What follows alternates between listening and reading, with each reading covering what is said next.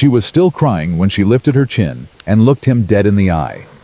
Not because she was weak, because she had traveled 900 miles on a promise written by a man she had never met, and she had just overheard him telling the station master he intended to put her right back on the return train before sundown. She had spent everything she owned to get here, and the man she was supposed to marry didn't even have the decency to tell her to her face. If this story moved you, please subscribe to our channel and hit that notification bell so you never miss a story like this one. Drop the name of your city in the comments below. I want to see exactly how far this story has traveled. Now let's go back to Silver Creek, Wyoming, 1883, and find out what really happened the morning Clara Bennett stepped off that train. The morning of July 14th, 1883, arrived in Silver Creek, the way most summer mornings did, hot before the sun had even cleared the ridge, the air already carrying the smell of dry earth and livestock, and the particular kind of stillness that settled over a town that had already decided what kind of day it was going to have. The 7:40 train from Cheyenne was 12 minutes late. Ethan Caldwell knew this because he had been standing on the far end of the platform for 40 minutes, and he had checked his watch 8 times. I was not the kind of man who checked his watch. He had never owned a pocket watch worth checking until his sister Margaret had pressed her late husband's silver one into his palm 2 Christmases ago and told him it was time he started caring about time again. He had not argued with her. Arguing with Margaret was something a man did once and then learned better. I was wearing his good shirt, the dark one with the collar that sat right. Margaret had ironed it that morning and told him he looked presentable, which from Margaret was the same as any other woman saying he looked handsome. He had not told her that. She would have taken it back. The platform was filling up. Silver Creek's train arrivals were something between a social event and a community inspection, and the townspeople had arranged themselves accordingly. The Hargrove women near the ticket window, the Delacroix brothers leaning against the freight office, old Tom Winfield on his bench with his hat pulled low, pretending to sleep. Pretending was what Tom did. Everyone knew he never missed a thing. Ethan positioned himself where he could see the arriving passengers without being easily seen himself. It was a habit. He had spent the better part of 4 years making himself difficult to look at directly, and not because he was vain about it. Because the town had opinions about Ethan Caldwell, and he had long since stopped wanting to hear them confirmed in their faces. The opinions were not cruel exactly.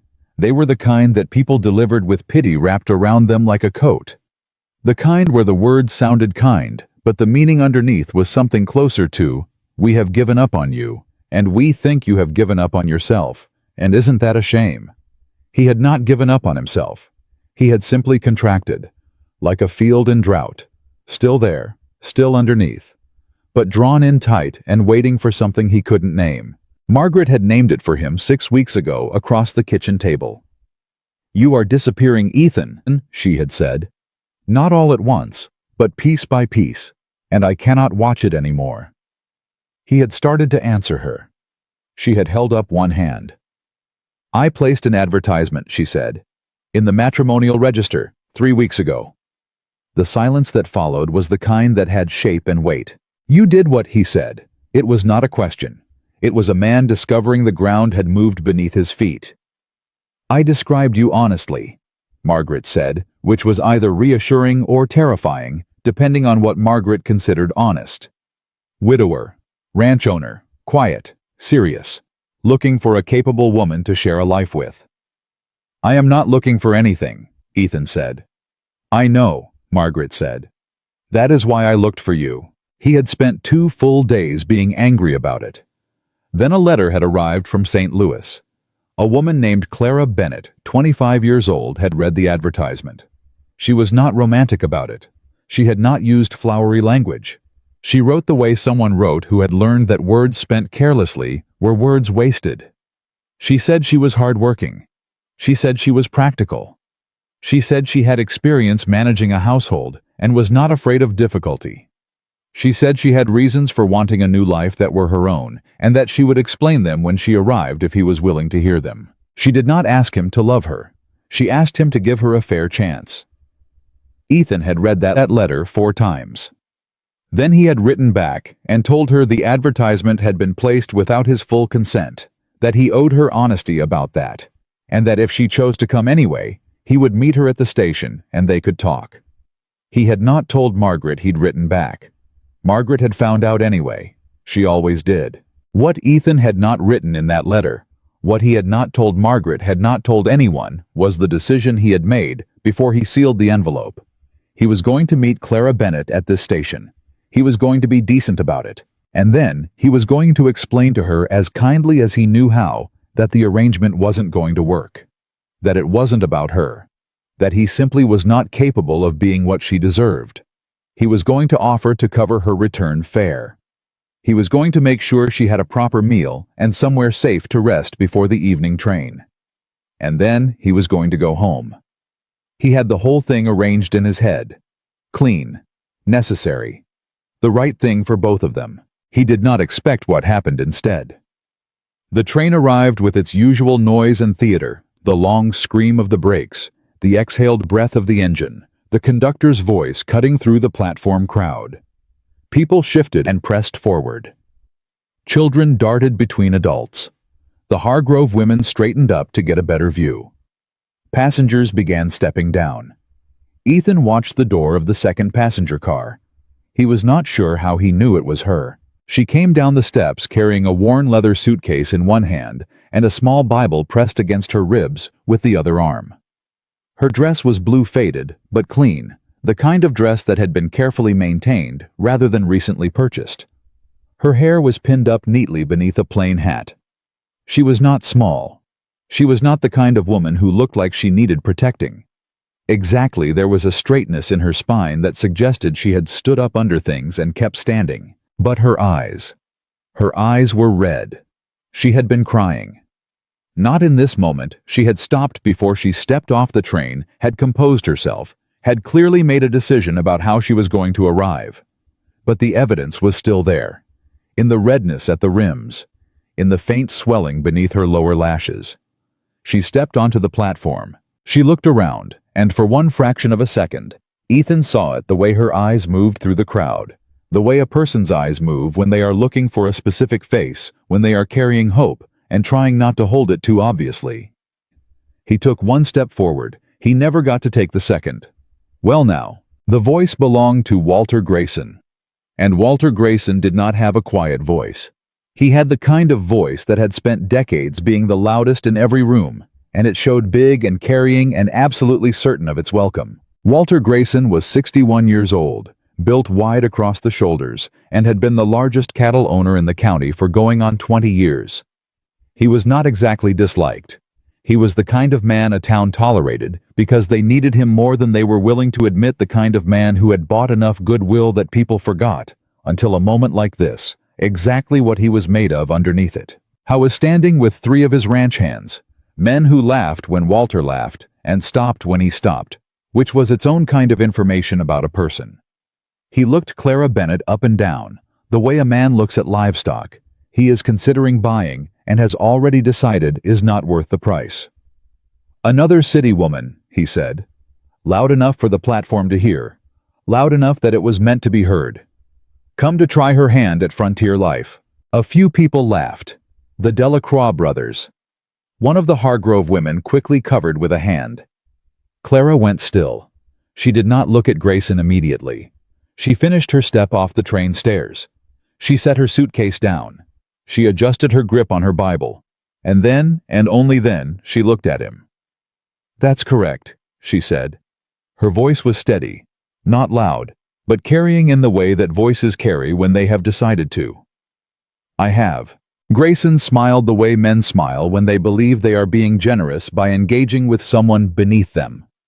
"How long you give yourself," he said, "before you turn around and go back where you came from?" He looked at the men beside him. "I say 6 weeks, being generous. What do you boys think?" "I'd say a month," one of them said. "She don't look like she's ever seen a winter." "A month," Grayson repeated, nodding as if this were reasonable. He looked back at Clara. "No offense intended, miss. Just an honest assessment. City women don't last out here. It's not a criticism. It's simply a fact." He was smiling when he said it. That was what Ethan noticed. He was smiling the way people smile when they have done something they have enjoyed and are coating it with the appearance of helpfulness, so that nobody can call them cruel. Clara looked at Walter Grayson for a long moment. She was not going to cry. Ethan could see that. Whatever crying she had done on that train, it was not going to happen here. She had used it up on something private, something that had happened before she arrived, and what was left in her now was not grief. It was something harder. "I traveled 900 miles, Clara said, because I am not afraid of things being difficult." She picked up her suitcase. "If that changes, I will let you know." She turned away from Walter Grayson, the way a person turns away from something that has already stopped mattering to them. She turned, and she looked directly at Ethan. He realized about a second too late that he had moved. That at some point during the exchange with Grayson, he had stepped off his position at the edge of the platform and was now standing closer than he had planned to be. She looked at him. "Mr. Caldwell," she said. Not a question. She had recognized him from something. A description in a letter, maybe. Something in his face or the way he had been standing.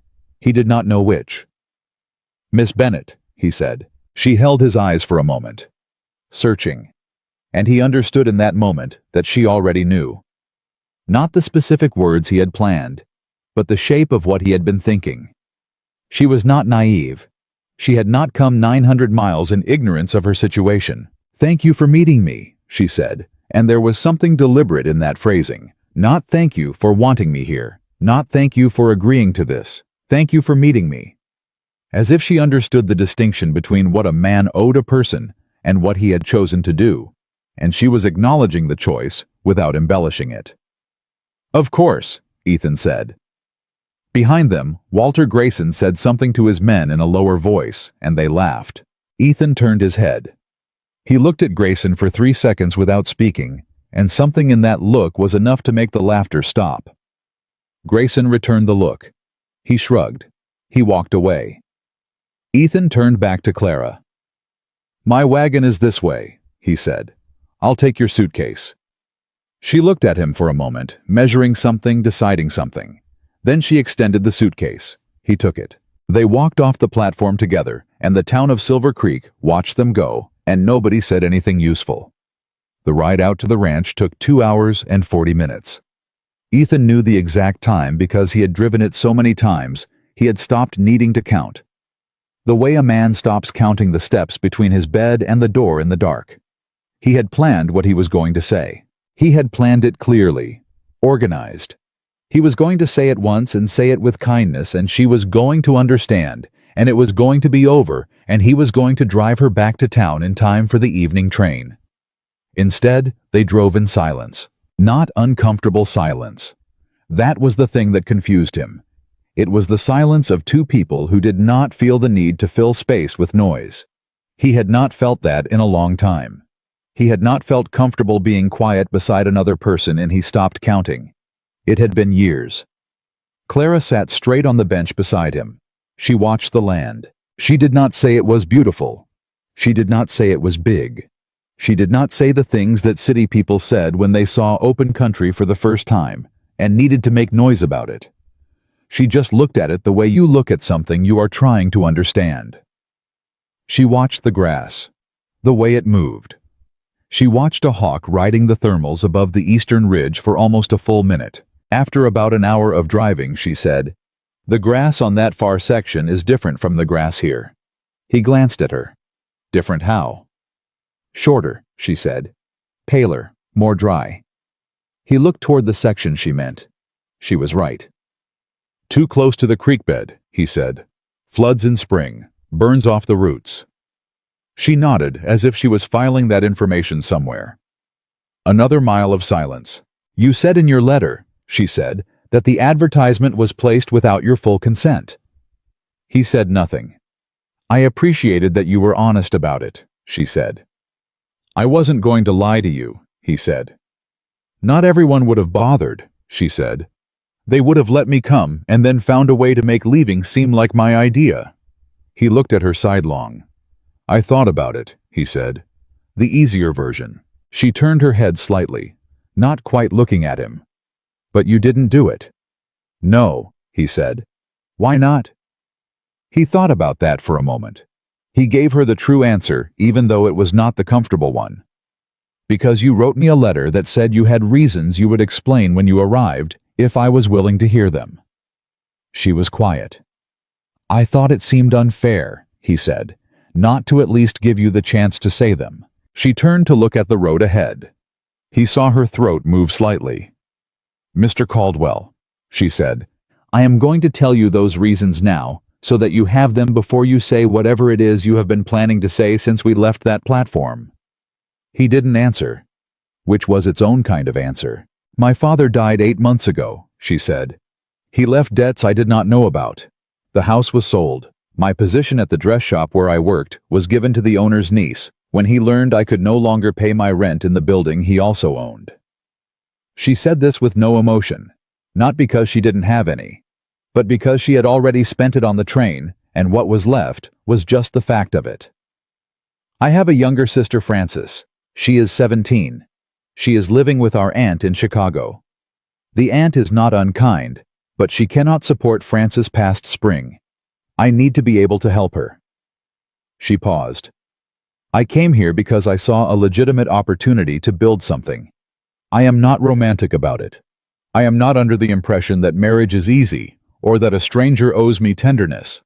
I am asking for a chance to work, to contribute, to build a life that allows me to eventually help my sister.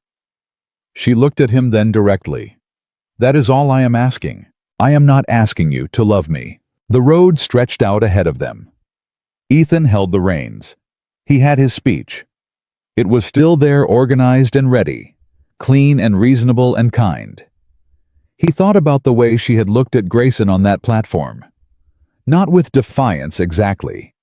With the patience of someone who had already looked at harder things than Walter Grayson and survived them. He thought about the letter she had written. The careful, economical sentences. No decoration. Just truth. I thought about what she had just told him, and about the fact that she had told it with no performance in it. No attempt to make him feel guilty. No manipulation. Just the facts laid out like tools on a workbench. He thought about the hawk she had watched. He didn't say anything for a long time. Then he said, "The house has 2 bedrooms. You'll take the one at the back. It gets the morning light." Clara Bennett said nothing. When he glanced at her, her jaw was tight. Not with anger. With the particular kind of effort a person makes when they are holding something in that is too large for the moment it has been handed to them. "Thank you," she said finally, quietly. "I'm not making any promises," he said, "about what this is or what it becomes." "I'm not asking for promises," she said. "I'm a difficult man," he said. "I've been told." "I've been told I'm stubborn," she said. He looked at the road. "Then we understand each other." "Good," she said. They drove the rest of the way in silence. But it was a different silence than before. When they arrived at the ranch, Ethan climbed down and walked around to help her down from the wagon. She was already climbing down herself, had already put her suitcase on the ground, but she paused and let him offer his hand for the last step, which was muddy from yesterday's irrigation. She took his hand for exactly as long as she needed to. Then she stood in the yard and looked at what she had arrived at. He watched her look. He knew what she was seeing. He had lived with it long enough that he had stopped seeing it properly, the way a person stops seeing the thing that is always in their peripheral vision. But through her eyes, standing there watching her, he tried to see it fresh. The main house needed painting. The front step had a board that needed replacing. The barn door hung slightly wrong on its top hinge. The kitchen garden was overgrown and unharvested, the remnants of last season's planting gone to seed and tangle. The fence along the south pasture had a section that had been propped back up with a stick rather than properly repaired. She looked at all of it. He waited for disappointment. She said, "How long has it been like this?" 3 years, he said. Then, because he was being honest, maybe 4. She looked at the garden longest. "Did you have help before?" "My wife," he said. "She managed the house. The garden was hers." He had not said the word wife out loud to a stranger in a long time. It felt strange in his mouth, like a word in a language he had mostly stopped speaking. What was her name? Clara asked. He looked at her. Nobody asked that. Not anymore. The town had known Anna. They did not ask Ethan about her the way you don't ask a man to walk through a door you know is painful. Anna, he said. Clara nodded once. Not too many words around it. Not too much sympathy. Just the acknowledgement. She had good taste, she said. The garden is in a good position, south-facing, good drainage. He said nothing. She picked up her suitcase. Would you show me the back bedroom? He showed her. She thanked him. She set her suitcase down. She looked out the window which faced east. He had said morning light, and she was quiet for a moment, in that way that people are quiet when they are making a decision about something they cannot undo. I'll start on the garden tomorrow, she said. If that's all right. It's all right, he said. He went back outside. He stood at the edge of the yard for a long time. He was not sure what had just happened. I was not sure why he had said what he had said about the back bedroom and the morning light, instead of saying the thing he had organized so carefully during the days before she arrived. He told himself it was one night. He would give her one night, and in the morning he would be clearer about it, and he would find the right words then. That was what he told himself. He was already not quite believing it. The first morning Clara was awake before him. He came out to find the kitchen fire, already going. Coffee already on, and Clara standing at the kitchen table, reading through a stack of ledger books that had been sitting at the back of the shelf for 2 years collecting dust. He stopped in the doorway. She looked up. Good morning. Coffee is ready. He looked at the ledgers. I found them on the shelf, she said. I hope that's all right. I wanted to understand what the ranch looks like on paper before I looked at it on the ground. He walked to the coffee. He poured a cup. He looked at the ledgers. And she turned one of them toward him and pointed to a column of numbers. You've been running at a loss on the south pasture for 3 consecutive seasons. The cattle numbers. You're maintaining there are too high for the water access. You're supplementing their water costs, which is eating into the profit from the rest of the herd. He looked at the numbers. He knew those numbers. He had looked at them and not looked at them for 3 years, which was different from not knowing what they meant. If you shifted the younger cattle north, she said, where the creek access is better, and reduced the south count by about a quarter, you'd cut your water cost significantly before winter. The north pasture has a fencing problem, he said. I saw that coming in, she said. How much fence line needs replacing, he told her. She did math in her head. He could see it happening. Is there someone in town who does fencing work at a fair rate? He told her about the Vasquez brothers who did decent work for a decent price. She nodded. Would you be opposed to me writing up a cost comparison?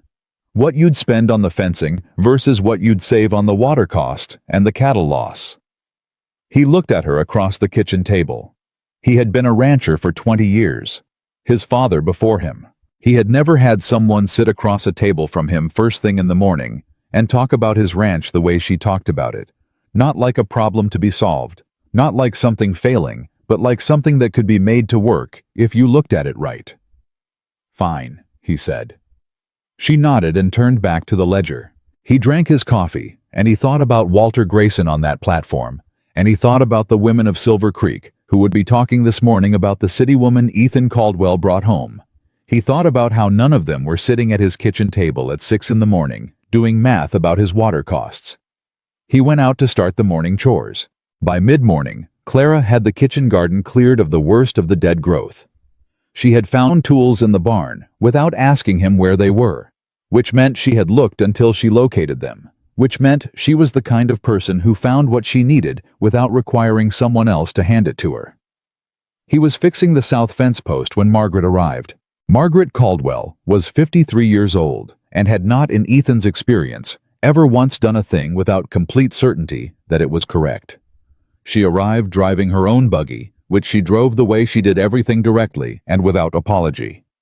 She climbed down and looked at the house, and then at the garden, and then at Clara. Clara had not heard her arrive. She was pulling dead matter from around the base of what might, with encouragement, become tomatoes again. Miss Bennet, Margaret said. Clara stood. She turned.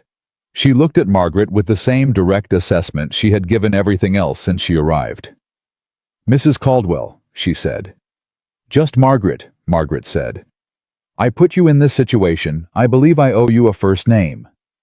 She looked at the garden. "You found the tools." "In the barn," Clara said. "Third peg on the left from the door.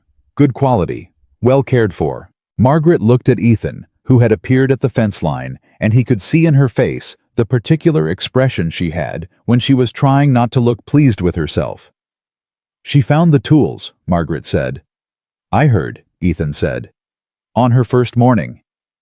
"I heard that too, Margaret." Clara looked between them with an expression that was not quite a smile, but contained the acknowledgement that she understood she was watching something that had a long history behind it. "Would you like to come inside?" Clara said to Margaret. "There's still coffee." "I'd like that very much," Margaret said.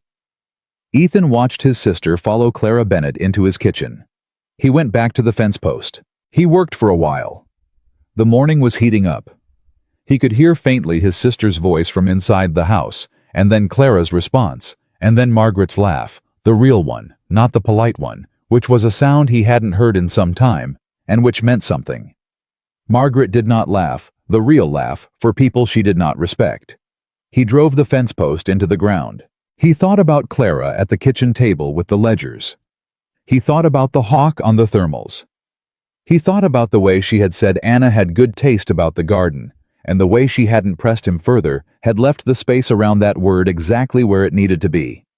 He was not going to send her away. He had known it on the wagon. He had simply not said it to himself until now, standing at a fence post with the sweat on his collar and his sister's real laugh coming out the kitchen window. He was not going to send her away. He didn't know what that meant yet. He didn't know what she would think about it if he told her. He didn't know if it was the right thing, or just the thing that felt right, which were not always the same. But Clara Bennett had traveled 900 miles and arrived with a worn suitcase and a family Bible and a clear accounting of what she needed and what she wasn't asking for. The least he could do was be honest with himself. He picked up the next fence post. He had a great deal of work to do, and for the first time in a long time, that felt less like a burden, and more like something worth starting. The second morning, Ethan found a list on the kitchen table. Not a request, not a suggestion. A list written in Clara's small, precise handwriting on the back of one of the ledger pages she had already filled with calculations the night before. He picked it up, read it, set it back down, poured his coffee, picked it up again. It was a 3-week work plan for the ranch. Not vague, not general, specific. Week 1 fence repair on the north pasture, begin cattle rotation clear, and replant the kitchen garden. Week 2, roof assessment on the barn. Contact the Vasquez brothers for fencing estimate review, the remaining water contract with the land office. Week 3, begin soil preparation on the east field, assess the breeding records on the younger cattle, calculate projected winter feed costs against current hay storage. I was still reading it when Clara came in from outside, where she had apparently already been for some time, because her boots were muddy and her sleeves were pushed up past her elbows. "You've been out," he said. "Since 5, she said. She went to the basin and washed her hands. "The north fence is worse than I thought. There are 3 sections, not one, that need full replacement. I walked it this morning." He looked at the list. "You walked the north fence," he said. "In the dark. The sun was up by the time I reached the far end," she said, as if this were a perfectly reasonable correction. She dried her hands. She looked at the list in his hand. "I can do it differently if you prefer. Tell me what you'd change, and I'll adjust it." He set the list down on the table. He thought about saying something careful. About the fact that this was his ranch. About the fact that he had been managing it after a fashion for years. About the fact that she had been here for 1 day and had already walked his fence line at 5 in the morning and written a plan of action that covered the next 3 weeks. What he actually said was, "The Vasquez brothers are cheaper if you go to them directly. Don't send a letter. Ride in." Clara looked at him. "I don't have a horse," she said. "You can ride?" "Yes." "I'll saddle the gray mare," he said. "She's steady." Clara nodded once. "I'll go this afternoon." They'll try to quote you high first, he said. They do it with everyone they haven't worked with. Tell them Ethan Caldwell sent you. Then tell them the job. Then wait. She looked at him steadily. And the price will come down. It'll come down, he said. She nodded again and moved to the stove to check the coffee. He watched her for a moment, the efficient, unself-conscious way she moved in a kitchen that was not hers, that she had only inhabited for a single day. You cook? He asked. I cook, she said. I'm not fancy about it. I don't need fancy, he said. Good, she said. Sit down. He sat down. She put a plate in front of him. Eggs and salt pork and biscuits that she had apparently made while he was still asleep, because they were warm and they were good, which was not something Ethan's biscuits had been for the better part of 3 years. His biscuits had been functional at best, edible in the way that a man's cooking is edible when he has stopped caring about the difference. He ate. She sat across from him with her own plate and the ledger open beside her, and she ate and read at the same time, turning pages occasionally, and the kitchen was quiet except for that. It was the most domestic morning Ethan Caldwell had experienced since Anna died. He didn't say that. It wasn't the kind of thing you said to a woman who had been in your house for 24 hours. But he felt it in the back of his chest, in that particular hollowed-out place, like something pressing in from the outside, where before there had only been air. He finished his breakfast. He brought his plate to the basin. He picked up his hat from the hook. Miss Bennett, he said. She looked up from the ledger. The list is fine, he said. She held his eyes for a moment. Something moved through her expression, not surprise exactly, but close to it. Thank you, she said. She looked back at the ledger. I'll adjust the cattle rotation to start next week. The Vasquez job needs to come first, or the cattle move doesn't hold. Agreed, he said. He went out. He stood in the yard in the morning air and looked at his land, and for the first time in a long time, he did not see what was wrong with it. He saw what could be done with it. That was different. That was entirely different, and he was not sure what to do with that difference yet. He went to work. Clara rode into town that afternoon on the gray mare, and Ethan watched her go from the top of the north pasture where he was walking the fence line himself, doing his own assessment now that she had named the problem specifically, and made it impossible for him to keep half seeing it the way he had for 2 years. She sat a horse well, not showy, competent. The mare moved easily under her. He went back to the fence. He was on the third section, the worst one, when he heard a wagon coming up the drive. He recognized the sound before he saw it, the particular loose rattle of wheels on Tom Winfield's delivery wagon, which Tom used as an excuse to travel the county roads and gather information he then distributed without any apparent concern for accuracy. Tom pulled up and looked down at Ethan from the wagon box. Morning, Ethan. Tom. Heard you brought a woman home from the station.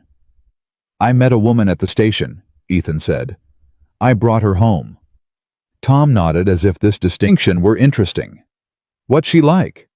Ethan looked at the fence post he was examining. She walked my north fence at 5 this morning and wrote a 3-week work plan for the ranch before I was out of bed. Tom was quiet for a moment. Huh, he said. Huh. Ethan agreed. Tom looked toward the house. Grayson's been talking. Ethan didn't stop what he was doing. I know. Saying she won't last. Saying you'd have done better to stay a widower than to bring a city woman in and let her fail at your expense. Walter Grayson, Ethan said, straightening up, has been waiting 3 years to buy my south pasture at a distressed price. What he wants is for me to fail. A woman working this ranch who doesn't fail is not something that suits his interests. Tom looked at him. You figured that out. Clara figured it out, Ethan said. She asked me this morning why Grayson would invest so much public energy in the failure of a woman he'd never met. Tom Winfield looked at the house again. Then he looked at Ethan. She's been here 2 days. 1 day and a morning, Ethan said. More or less. Tom picked up his reins. Well, he said. That's interesting. He clucked to his horses. I'll let you get on. He drove away. Ethan went back to the fence. He thought about Clara's question that morning, the one about Grayson. She had asked it the way a person asks a question when they already have the shape of the answer and they just want to confirm the edges of it. She had said, "Walter Grayson came to that platform specifically to humiliate me in front of the town. Not to protect you, not out of any particular concern. That means he had a reason to want me to turn around and go home before I ever set foot on this property. What does he want that my being here prevents?" Ethan had told her about the pasture, about the 3 times Grayson had made offers, about the debt rumors last year that Ethan was certain Grayson had started but could never prove. Clara had listened to every word. Then she had said, "Where do you keep your land records?" He had told her. She had found them. She had been reading them last night while he thought she was sleeping. He drove a new fence post into the ground. There was something clarifying about a person who saw the thing directly, who did not go around it or soften it or wait for someone else to name it first. He had been living with Grayson's pressure for 3 years and treating it like weather, something to endure rather than something to answer. Clara had been on his property for 1 day. She had already started answering it. Clara returned from town in the late afternoon with a fencing estimate from the Vasquez brothers that was, as Ethan had said, it would be considerably lower than their opening number. She also returned with something Ethan had not anticipated. She came into the barn while he was settling the horses for the evening, and she set a folded piece of paper on the workbench beside him. He picked it up, unfolded it. It was a page from the land office records. A copy. Official stamp. "What is this?" he said. "The water rights on the South Creek," she said. "There's a filing on it from 8 months ago. A preliminary claim registered under the name Grayson Cattle Company." Ethan went still. "He can't file on water that's been attached to this land for 20 years, Ethan said. "He can't file successfully," Clara said. "But he filed. And if you don't respond to a preliminary filing within 90 days, it moves to contested status, which means a hearing, which means legal fees you may not be prepared for." She looked at him. "The filing was registered 8 months ago." Ethan looked at the date on the stamp. 8 months ago. He had not known. Nobody had told him. He had not been to the land office in over a year because there had seemed to be nothing requiring his attention there, and because if he was honest with himself, he had not been giving his attention to much of anything that required foresight. "How did you find this?" he said. "I asked the land clerk if there were any outstanding filings against this property," Clara said. He seemed surprised that no one had asked before. Ethan set the paper down. He was very quiet for a moment.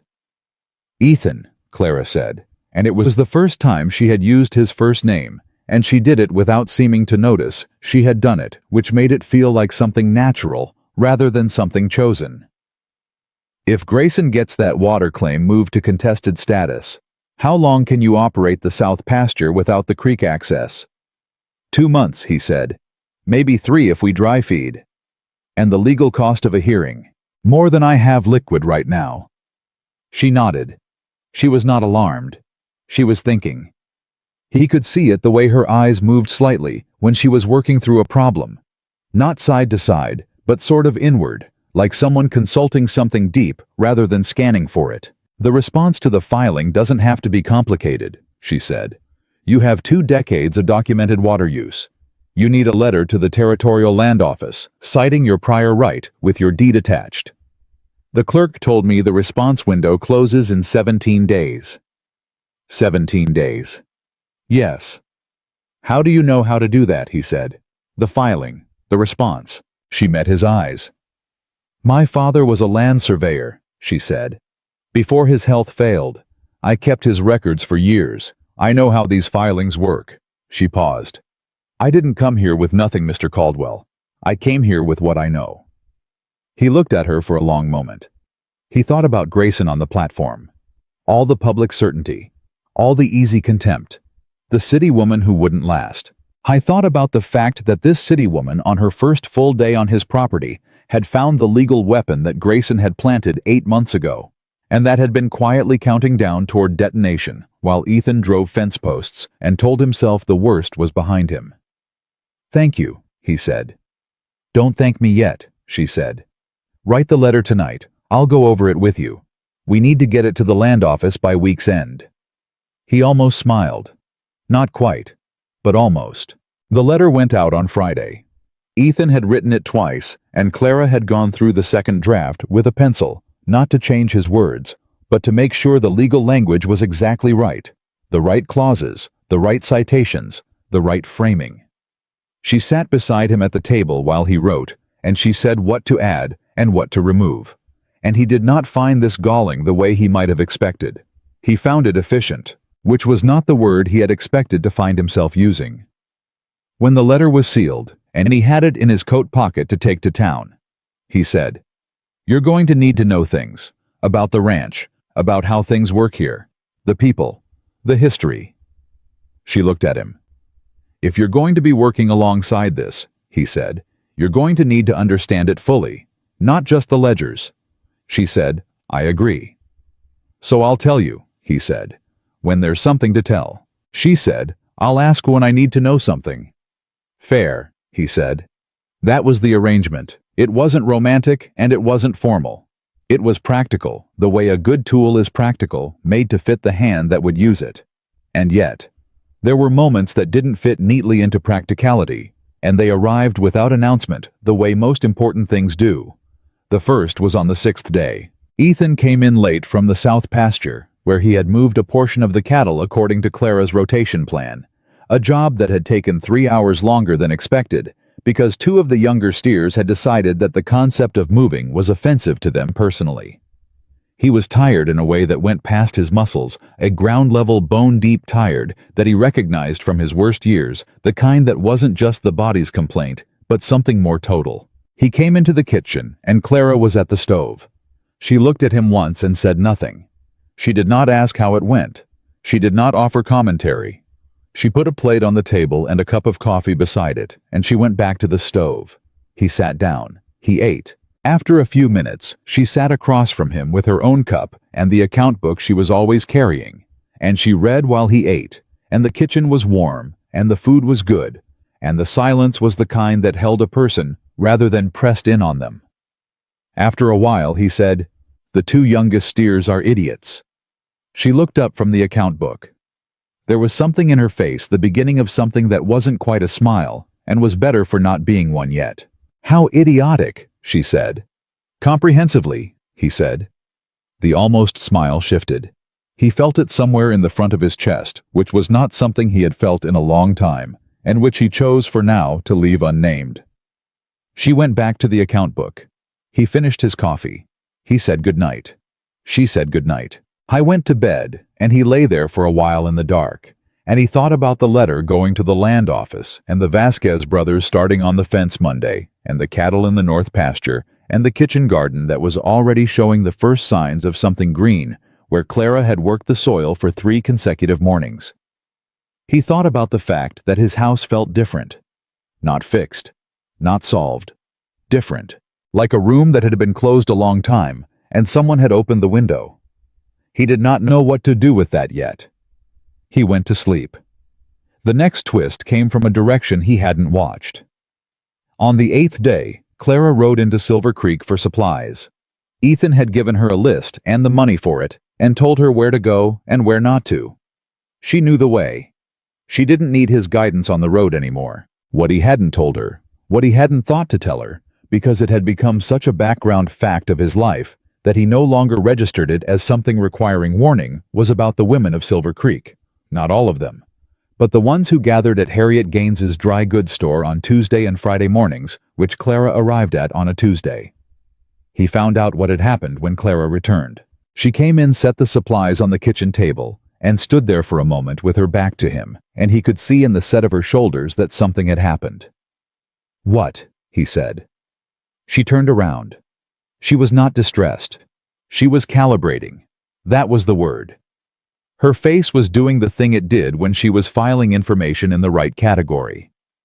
3 women at the store, she said. Mrs. Gaines herself and 2 others. They were not unfriendly exactly, but, he said. They asked about our arrangement, she said. Whether it was formal, whether we had married. When I said we had not yet, one of them said very kindly that this was the kind of situation that reflected poorly on a woman's character if it extended too long. She paused. And then Mrs. Gaines told me that Walter Grayson had been asking around about whether I had any family who might be contacted, about my situation in St. Louis. Ethan went very still. He's looking for something to use, Clara said. He has people in the county seat, Ethan said. He's found things on other people before. Is there something to find? Clara asked. Not accusingly, factually. Not about me, Ethan said. She looked at him.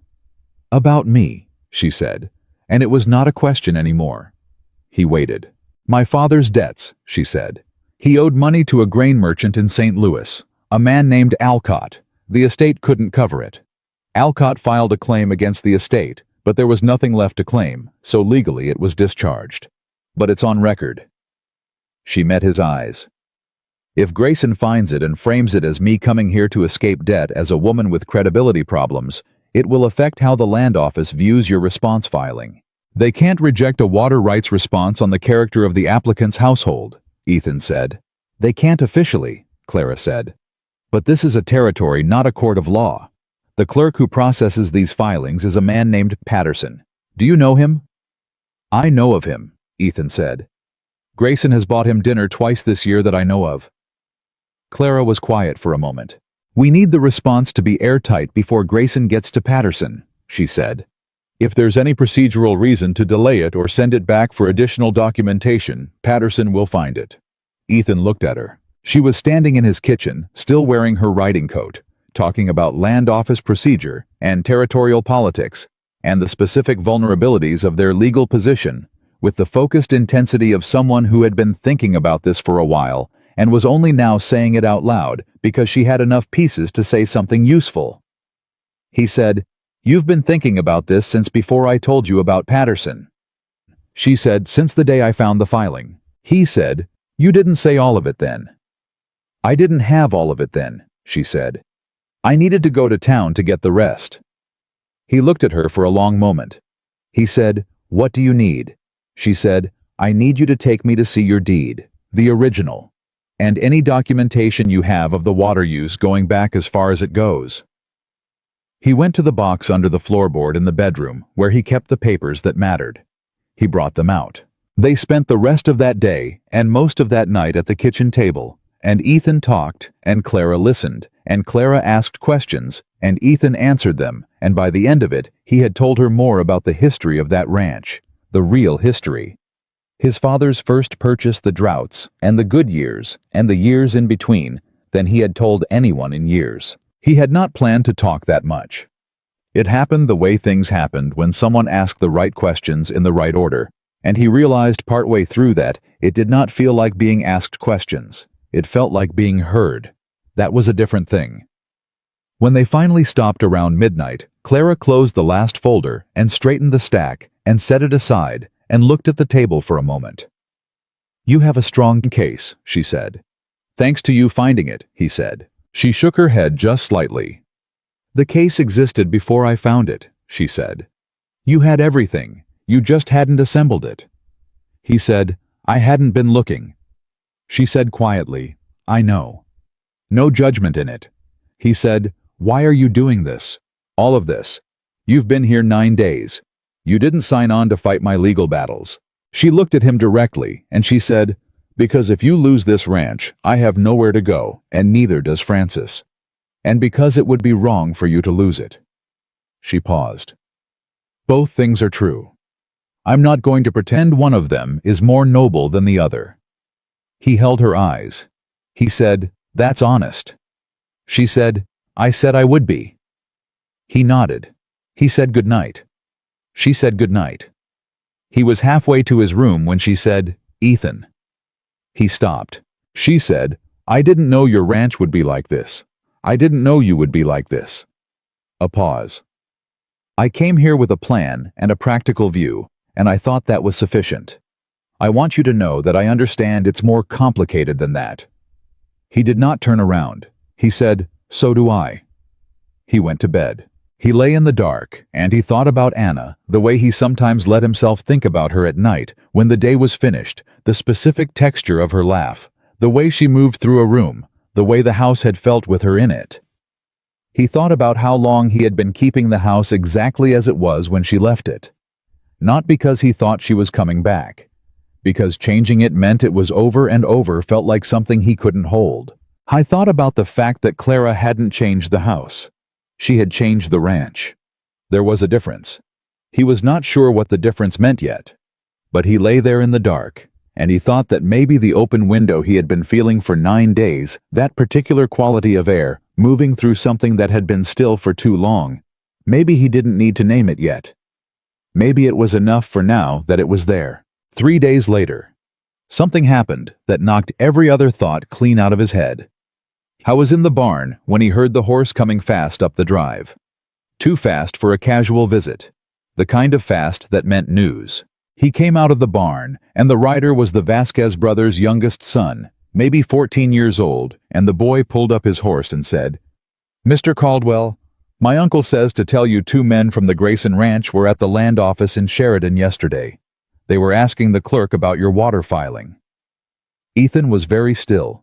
They were asking specifically about whether the response included original survey documentation, the boy said, relaying it carefully the way he had been told to. "My uncle says the clerk told them it did not. Not yet." The original survey documentation. Ethan turned and went to the house. Clara was in the kitchen.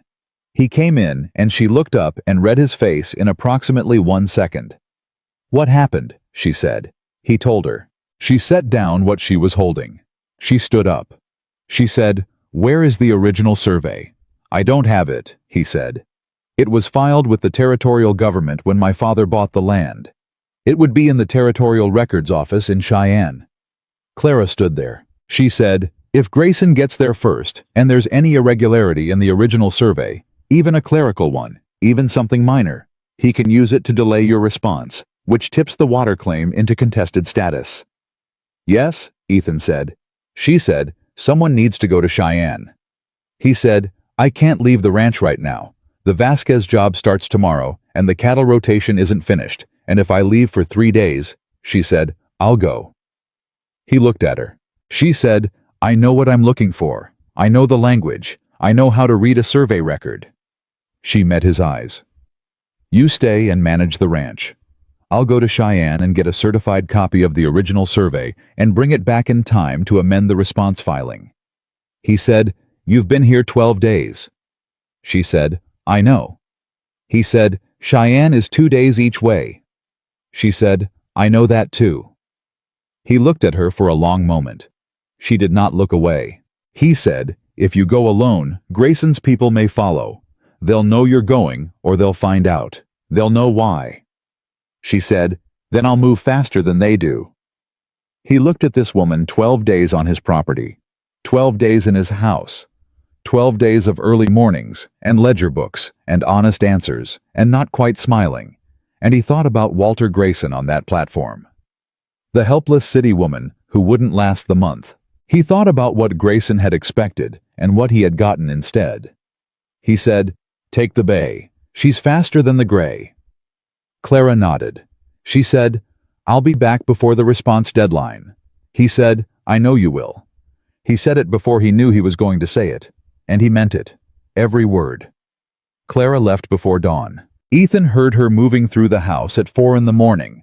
The quiet, deliberate sounds of someone trying not to wake another person, while also not wasting a single minute.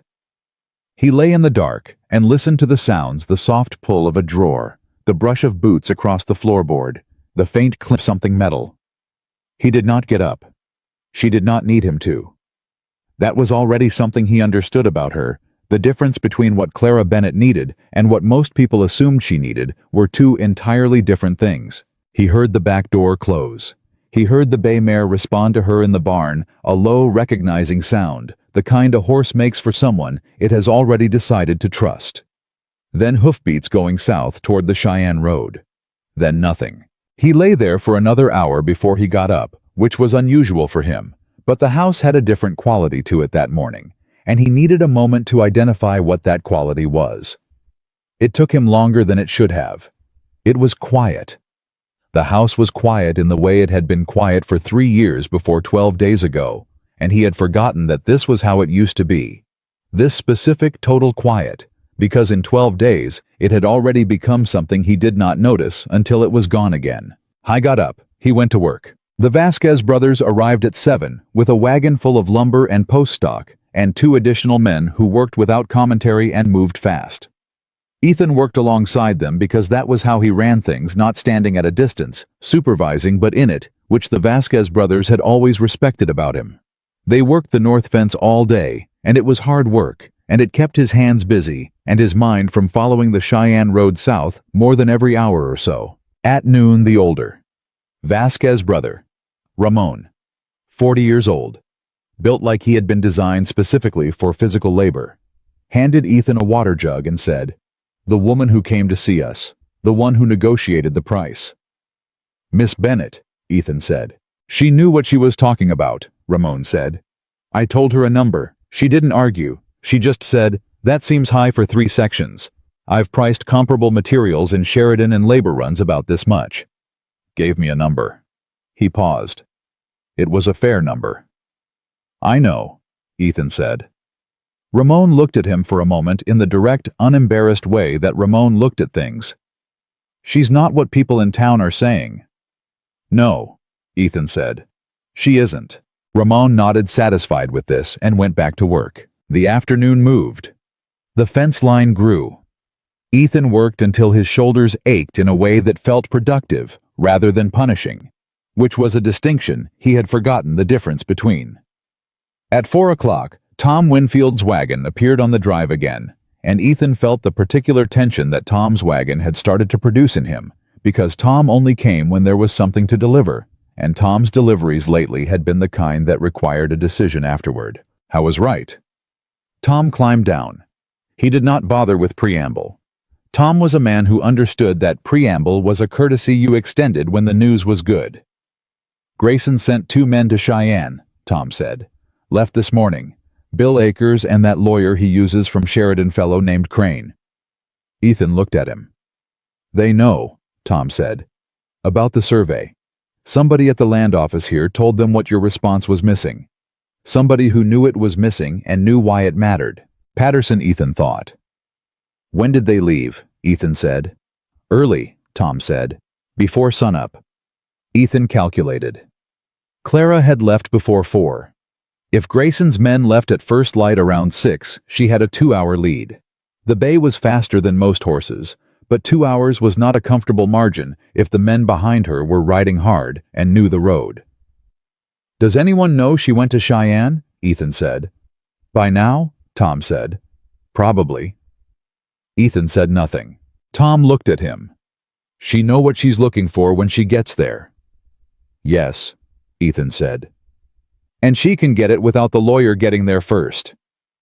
"If she gets there first," Ethan said. Tom was quiet for a moment. "You trust her," he said. Not a question. The word settled in Ethan's chest in a specific way.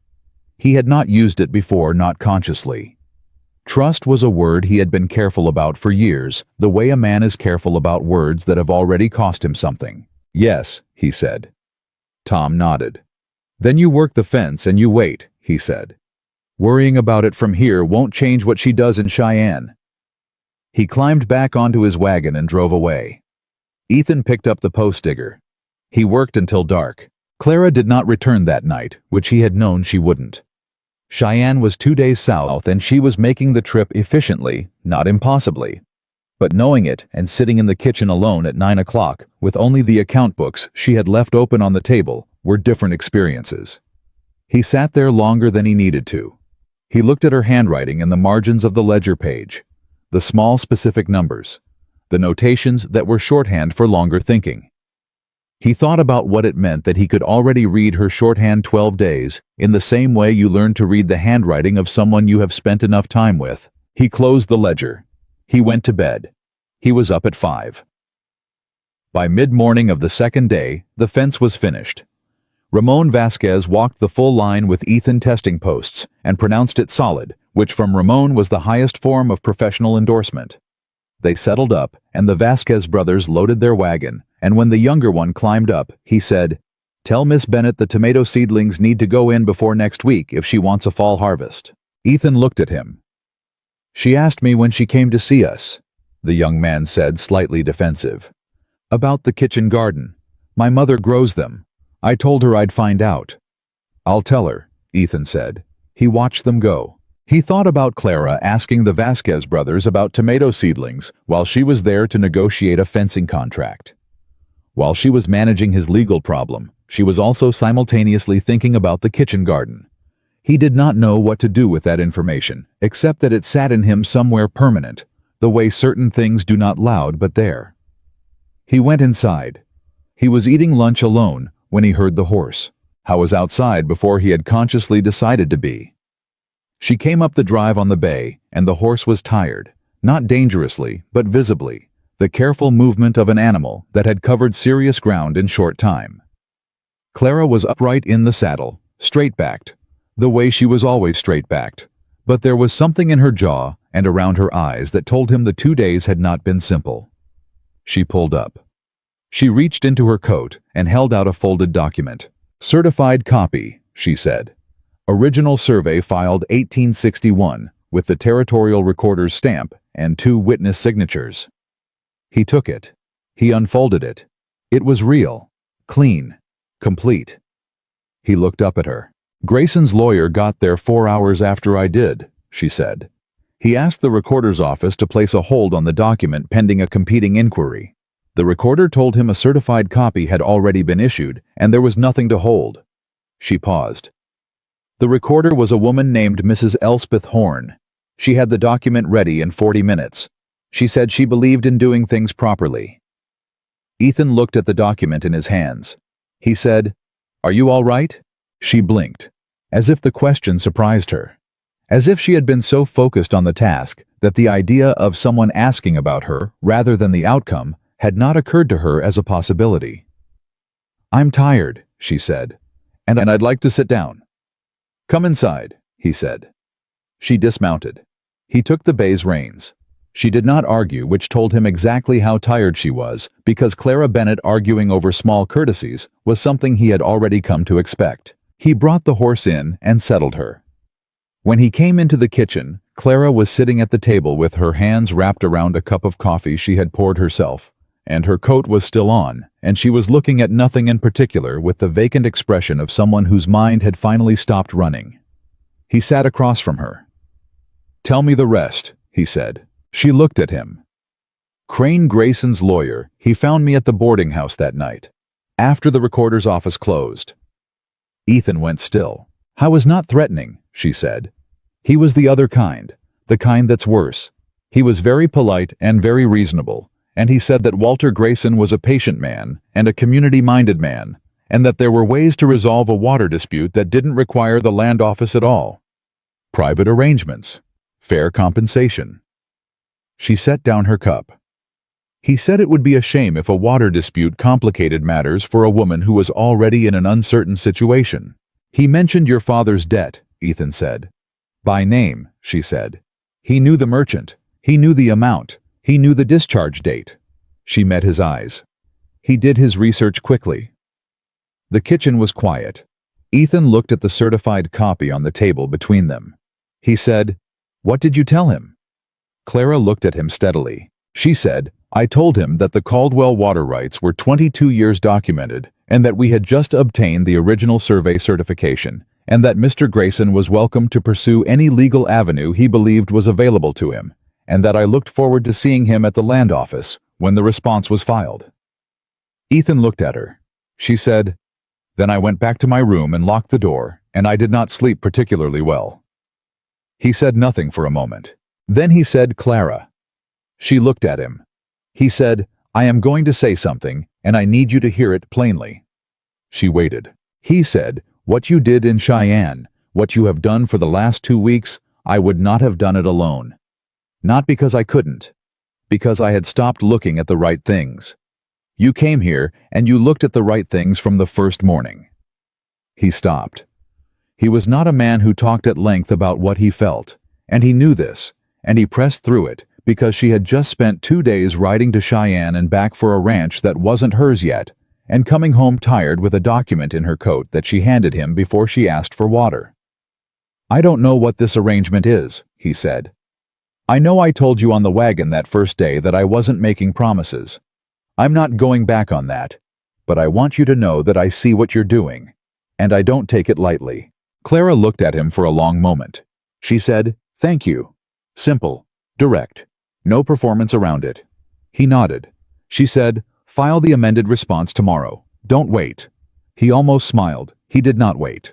They rode to the land office the next morning together, and Ethan filed the amended response with the certified survey attached, and the clerk, who was not Patterson, who was apparently unwell that day, which was its own kind of providence, stamped it and recorded it, and handed Ethan his copy with complete neutrality.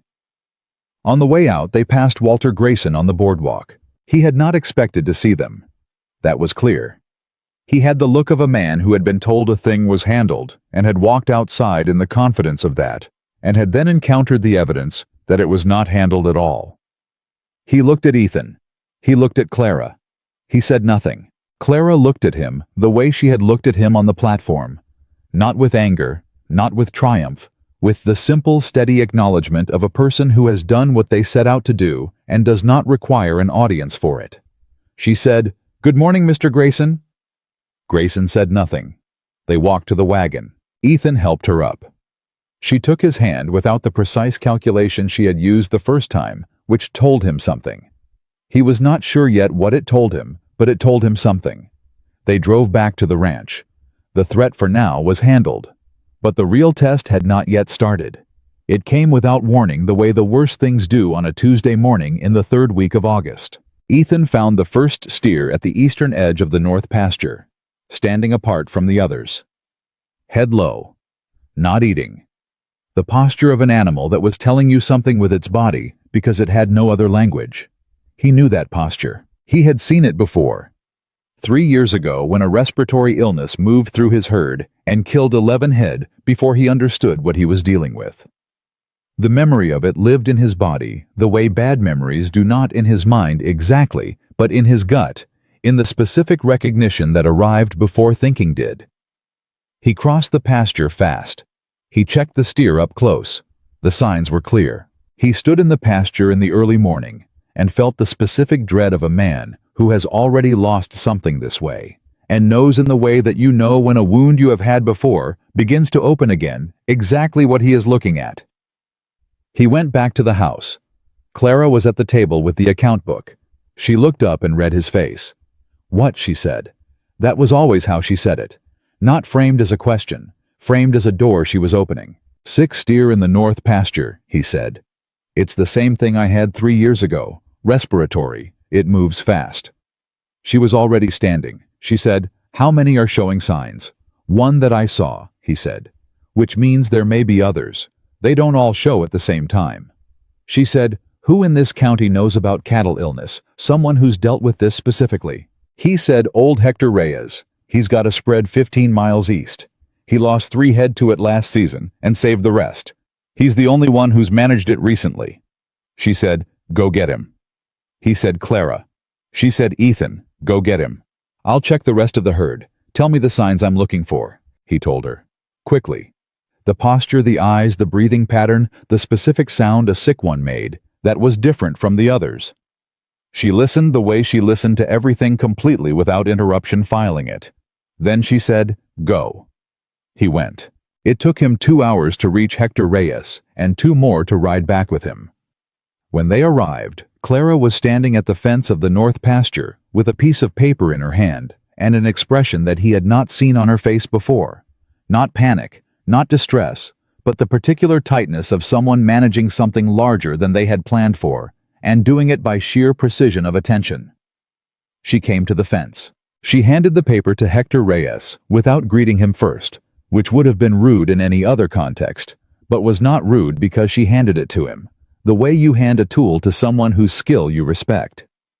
"I've identified 6 showing symptoms," she said. "I've marked them. These are the ones I'm unsure about, 3 that are eating less, but showing no other signs yet. I didn't move any of them because I didn't know if that would spread it faster or slower." Hector Reyes looked at the paper. He looked at her. He looked at the paper again. He said in the particular way of a man reassessing something he had already formed an opinion about, "You marked 6. "Yes," she said. Where's the first one you found? She pointed. He looked. He said, That's the right 6. He looked at her again with something in his face that was closer to respect than surprise, though it contained both. The 3 you were unsure about, leave them separate, but don't move the others yet. You were right not to move them. He handed the paper back. Tell me what feed they're on. She told him. They stood at the fence and they talked. Hector Reyes and Clara Bennett, 2 people who had met 40 seconds ago, and Ethan stood back and watched and felt the dread in his gut shift into something that was not quite hope, but was the direction hope came from. Because the last time this happened, he had stood in this same pasture alone and not known what he was looking at until it was already too late. Hector Reyes spent the rest of the day on the Caldwell Ranch. He and Ethan treated the 6 steers. Clara managed the separation of the uncertain ones and kept the records that Hector Reyes needed, the timing, the dosage, the animal numbers, with the same focused accuracy she brought to the account books. By evening, they had a treatment plan in place.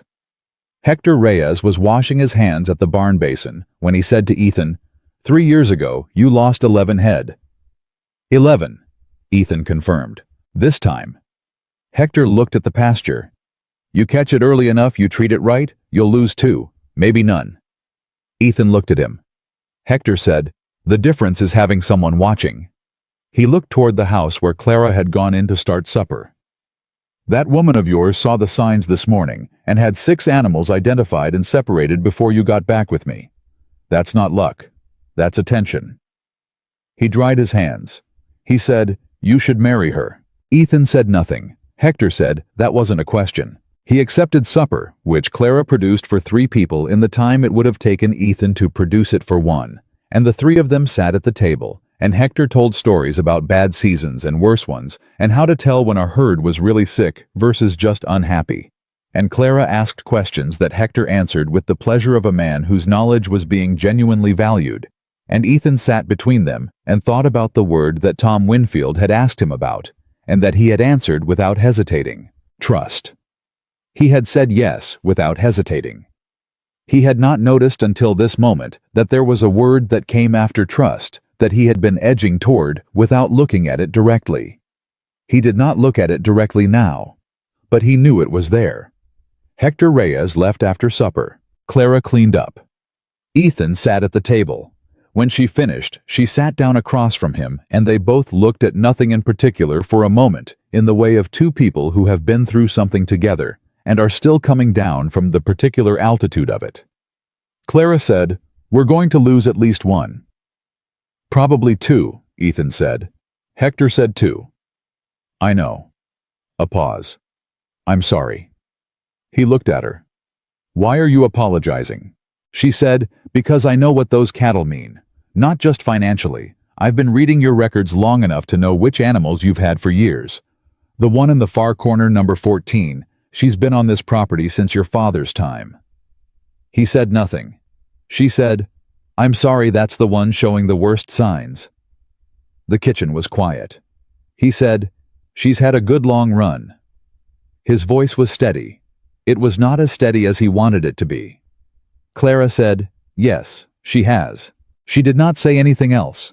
She did not try to make it better or smaller or more manageable. She let it be what it was, which was a loss on top of a crisis, on top of 2 weeks of accumulated hard work. And she sat with him in it, the way you sit with someone when the thing they feel is real, and the only honest response is to not look away from it. He said after a while, You asked me once on the drive from the station if I was going to send you away. She looked at him. I didn't ask. I knew. You knew, he said. You had the look, she said, of a man who had rehearsed something. He looked at his hands on the table. He said, I had it all planned. What I was going to say. How I was going to say it. I thought it was the right thing. She said, What changed? He thought about it. He said, Grayson. She blinked. He said, when he stood on that platform and talked to you the way he did, the way he looked at you, something happened in me that I hadn't felt in years. He paused. I was angry. Not on principle. Personally angry. And I hadn't been personally angry about anything in a long time, because being personally angry means you care about something, and I had stopped caring about enough things for it to apply. He looked at her. That was the first thing. And then you turned around and looked at him and said what you said, and you picked up your suitcase, and you looked at me. He stopped. And I forgot the speech. Clara held his eyes for a long moment. She said, "That was the moment." "That was the moment," he said. She said quietly, "For me it was the wagon." He said, "Which part?" She said, "When you told me about the grass, the creek flooding the roots." She looked down at her hands. "You answered me like I was a person who had asked a real question. Not like someone you were tolerating. Not like someone you were managing, like someone worth answering."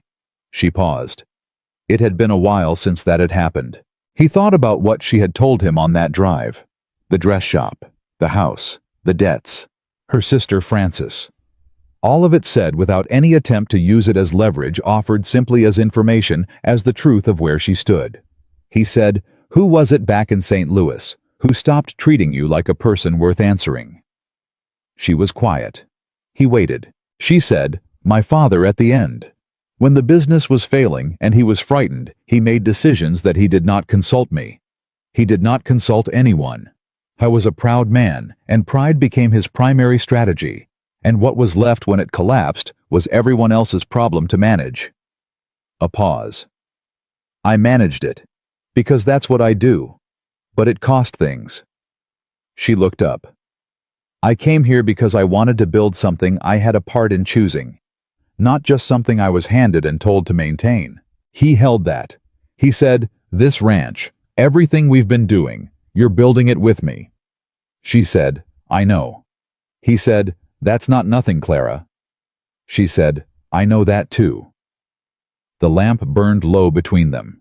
Outside, the cattle settled in the night pasture, the sick ones in their separated enclosure, the others moving slow and quiet in the dark. The fence the Vasquez brothers had set was solid against the wind. The certified copy of the original survey sat in the document box under the floorboard. The amended response filing was stamped and recorded at the land office. Everything they had built in 3 weeks was still standing. But what neither of them said, sitting across from each other in the quiet kitchen, was that Walter Grayson was not finished. Because men like Grayson were never finished. Not when something they wanted was still in someone else's hands. And the next morning, Ethan would find out exactly how far Grayson was willing to go. When he woke to the smell of smoke. The smell hit him before he was fully awake. Not the sharp, close smell of something burning inside the house. The other kind. The outdoor kind that carried on wind and arrived through window gaps and the spaces under doors. The wide, heavy smell of something large burning somewhere it shouldn't be. Ethan was out of bed and pulling on his boots before his mind had caught up to his body. He came out of his room, and Clara was already in the hallway. She had her coat over her nightgown on, and her boots on, and her hair loose, and she was moving toward the back door with the focused urgency of someone who had also smelled it and had also already stopped sleeping because of it. "The barn," she said. "Not the barn," he said, because he knew the difference. The barn smell was hay and animal and old wood, and this was grass, dry grass, and the particular acrid underneath of something that had been encouraged. "The south field." She stopped. He went past her and out the back door. He could see it from the yard, the orange along the south ridge, not huge, not yet, but moving. Moving the way. Fire moves in dry August grass when the wind is coming from the northwest, which it was, which meant it was moving toward the south pasture fence line, toward the cattle enclosure, where the 6 steers were separated toward the barn. He was running before he had made any decision to run. He heard Clara behind him. He turned once and said, "The well, buckets, send up the alarm shot so the Vasquez brothers hear it. They're close enough." She didn't answer. She was already turning back toward the barn for the buckets. He trusted that she heard him. He trusted that she would do it. He ran. The fire was in the grass, not yet into the fence line, and he hit the edge of it with the first bucket of water in a place that would do the most good. The leading edge, the head of the fire, not the body of it, because fighting the body was how you lost. He had learned that from his father. You hit the head. You cut it off at what it was moving toward.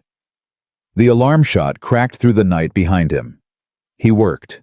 The Vasquez brothers arrived in 20 minutes, which meant they had been moving the moment they heard the shot. Ramon came with 2 of his men, and they worked the line without instructions, because they understood fire, and they understood what it was moving toward. And the 5 of them fought the Southfield fire for an hour and 40 minutes before it was out. When it was done, Ethan stood at the edge of the burned grass in the early gray of morning and looked at what remained, 20 yards from the enclosure fence. That was how close it had gotten. He turned around. Clara was there. She had soot on her forearms, and her coat and her face, and she had been working the bucket line from the well to the men for the entire hour and 40 minutes, because that was the work that needed doing, and she had done it without being asked and without stopping. She looked at the burned ground. She said, "That didn't start itself." "No," he said, "it didn't." Ramon Vasquez came and stood beside them. He looked at the burned line. He looked at the direction the fire had come from, which was the northwest property edge where the Grayson range began. He didn't say anything. He didn't need to. Ethan said, "I need a witness." Ramon said, "I'm here." Ethan walked the northwest edge of the burned area. He went past the fire line into the unburned grass near the property boundary. He crouched down. He looked at what was there. He did not touch it. He looked at it and memorized it, and then he looked up at Ramon. "Come here," he said. Ramon came. He crouched beside Ethan. He looked. There was a clear starting point. Not a lightning strike, which left a different signature. Not a carelessly abandoned fire, which spread from the center. This had been started at the edge of the Grayson property line and encouraged toward the Caldwell Ranch. The grass was disturbed in a specific direction. And there was something else. A short piece of burlap scorched at one end. The kind of thing you soaked in something and used to get a fire started fast enough that the wind could do the rest. Ramon straightened up slowly. He said, "I see it." "You'll say what you saw," Ethan said. "To whoever needs to hear it," Ramon said. They walked back to where Clara was standing. She had watched them cross the field. She had seen their faces when they came back. She said, "How bad is it?" Ethan said, "Bad enough." He paused. "Good enough." She looked at him. He said, "He made a mistake, Grayson. A man who is careful does not do something this direct. This is the act of someone who is running out of patience. Running out of patience means running out of options." She said slowly, "He's trying to force your hand." "I expected the fire to take the enclosure fence," Ethan said. "The 6 steers get out into the main herd. Best case for him, the illness spreads. Worst case for me, I lose the herd and the money to fight the water claim, and the will to keep fighting at all." He looked at the burned line. He expected this to finish it. Clara was quiet for a moment. Then she said, "But it didn't." "No," Ethan said. "It didn't." She said, "Because I was awake." He looked at her. She said it without pride, just as the plain fact of it. She had been awake because she had not slept well since Cheyenne, and she had smelled it because she had been lying awake listening to the night, and she had been in the hallway before he was out of his room, and none of that was luck. It was presence. He said yes because you were awake. Ramon looked between them. He said, "I'll have my men ride the property line at first light, see if there's anything else worth seeing before the morning erases it." "Thank you," Ethan said. Ramon nodded and went to his men. Ethan looked at Clara. She had soot on her cheekbone, and she was tired in a way that showed not weakness, but the specific gravity of someone who had been running on something harder than sleep for several weeks. He looked at her, and something happened in his chest that was not the thing he had been carefully not naming, or rather, it was that thing, and he was done not naming it. He said, "Come inside." She came inside. He made a coffee because she had been making it every morning, and he knew how she took it now. No sugar, just enough of it to be strong without being punishing. He set it in front of her, and she wrapped both hands around the cup, and he sat across from her. The kitchen was quiet. He said, "We need to go to the sheriff." She said, "Crane will say there's no proof it was Grayson's men." "There's the burlap," he said. "It's suggestive," she said. "Not conclusive. Ramon Vasquez's testimony puts the start point on the Grayson property line. Grayson say it was dry grass and an unlucky spark." And the Patterson situation. The land office clerk who told Grayson about the survey gap. She looked at him over her cup. That's harder to prove without Patterson saying something he won't say voluntarily. She set the cup down. But he waited. She said, "There is something I have been thinking about since Cheyenne, since Crane came to my boarding house." She met his eyes. He knew too much. He knew about my father's debt, specifically not just that there was a debt, but the merchant's name, the amount, the discharge date. That information is in the St. Louis County records. It's not the kind of thing you find quickly unless you have been preparing. Ethan said, "He's had someone looking into you." "Before I ever arrived," she said. "The advertisement was in the matrimonial register for several weeks before I responded. Grayson may have known about the arrangement before I got on the train." The kitchen was very quiet. Ethan said, "He's been planning this since before you arrived." "Since before I arrived," she confirmed.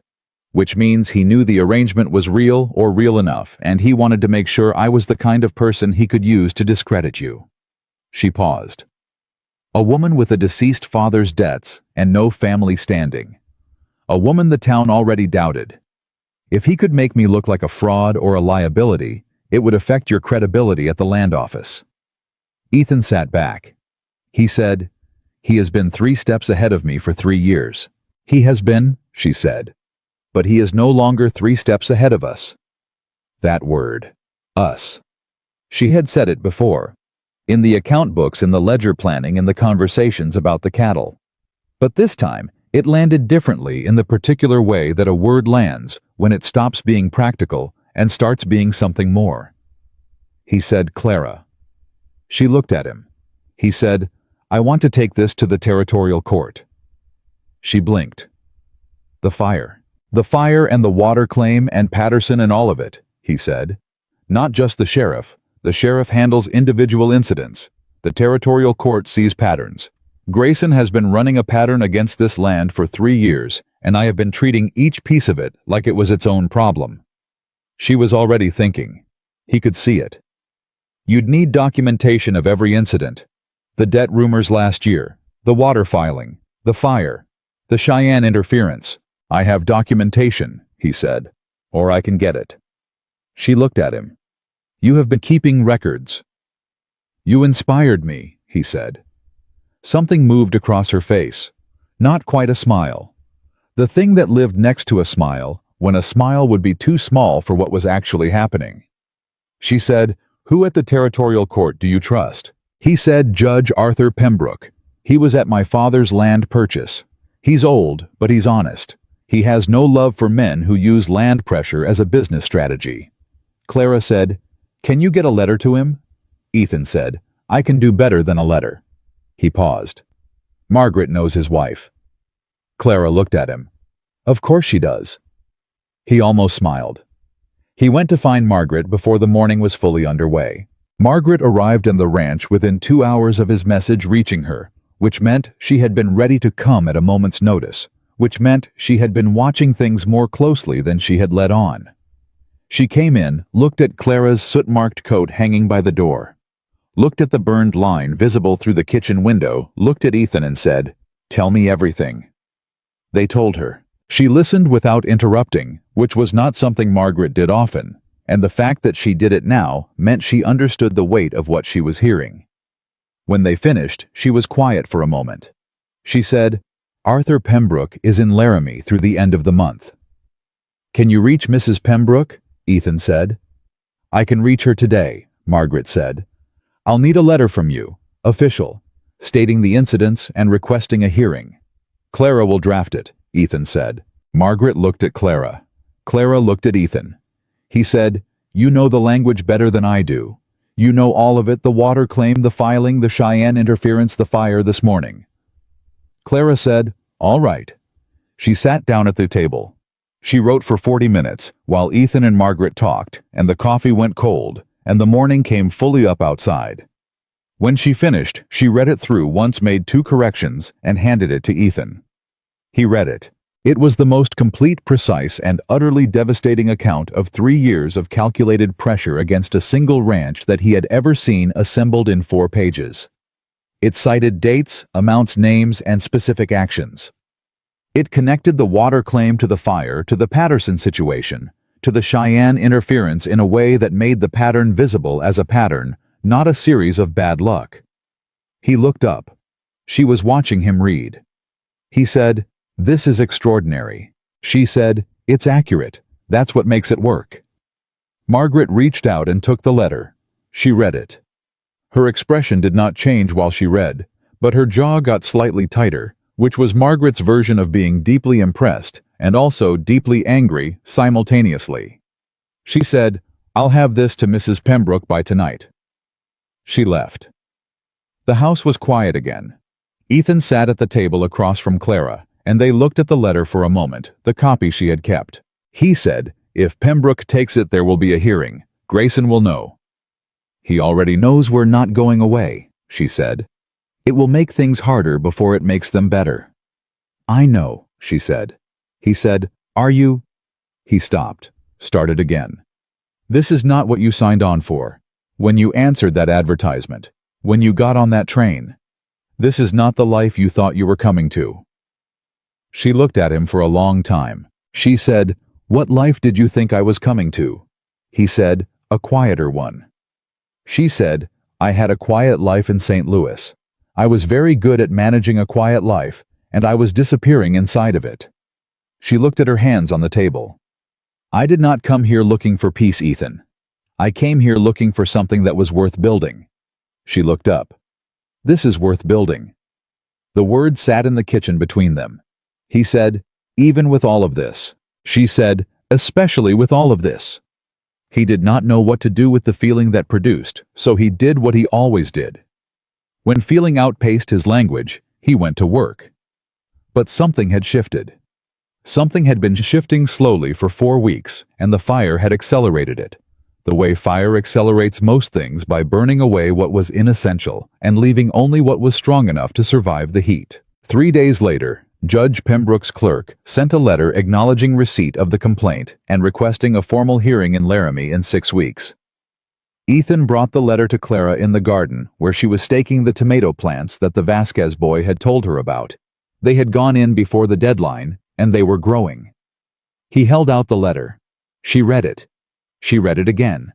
She set it down against her knee. She said, 6 weeks. 6 weeks, he said. She said, "We'll need to organize everything.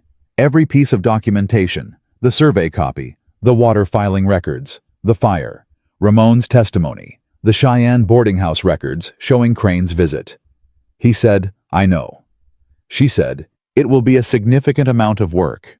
He said, "I know that too." She looked at him. He said, "Clara, we've been doing significant amounts of work since the day you arrived. I don't think either of us needs to pretend that's going to stop." She looked at the letter in her hands. She said, "When we go to that hearing, in Laramie, what are we to the court, to Pembroke?" He understood what she was asking.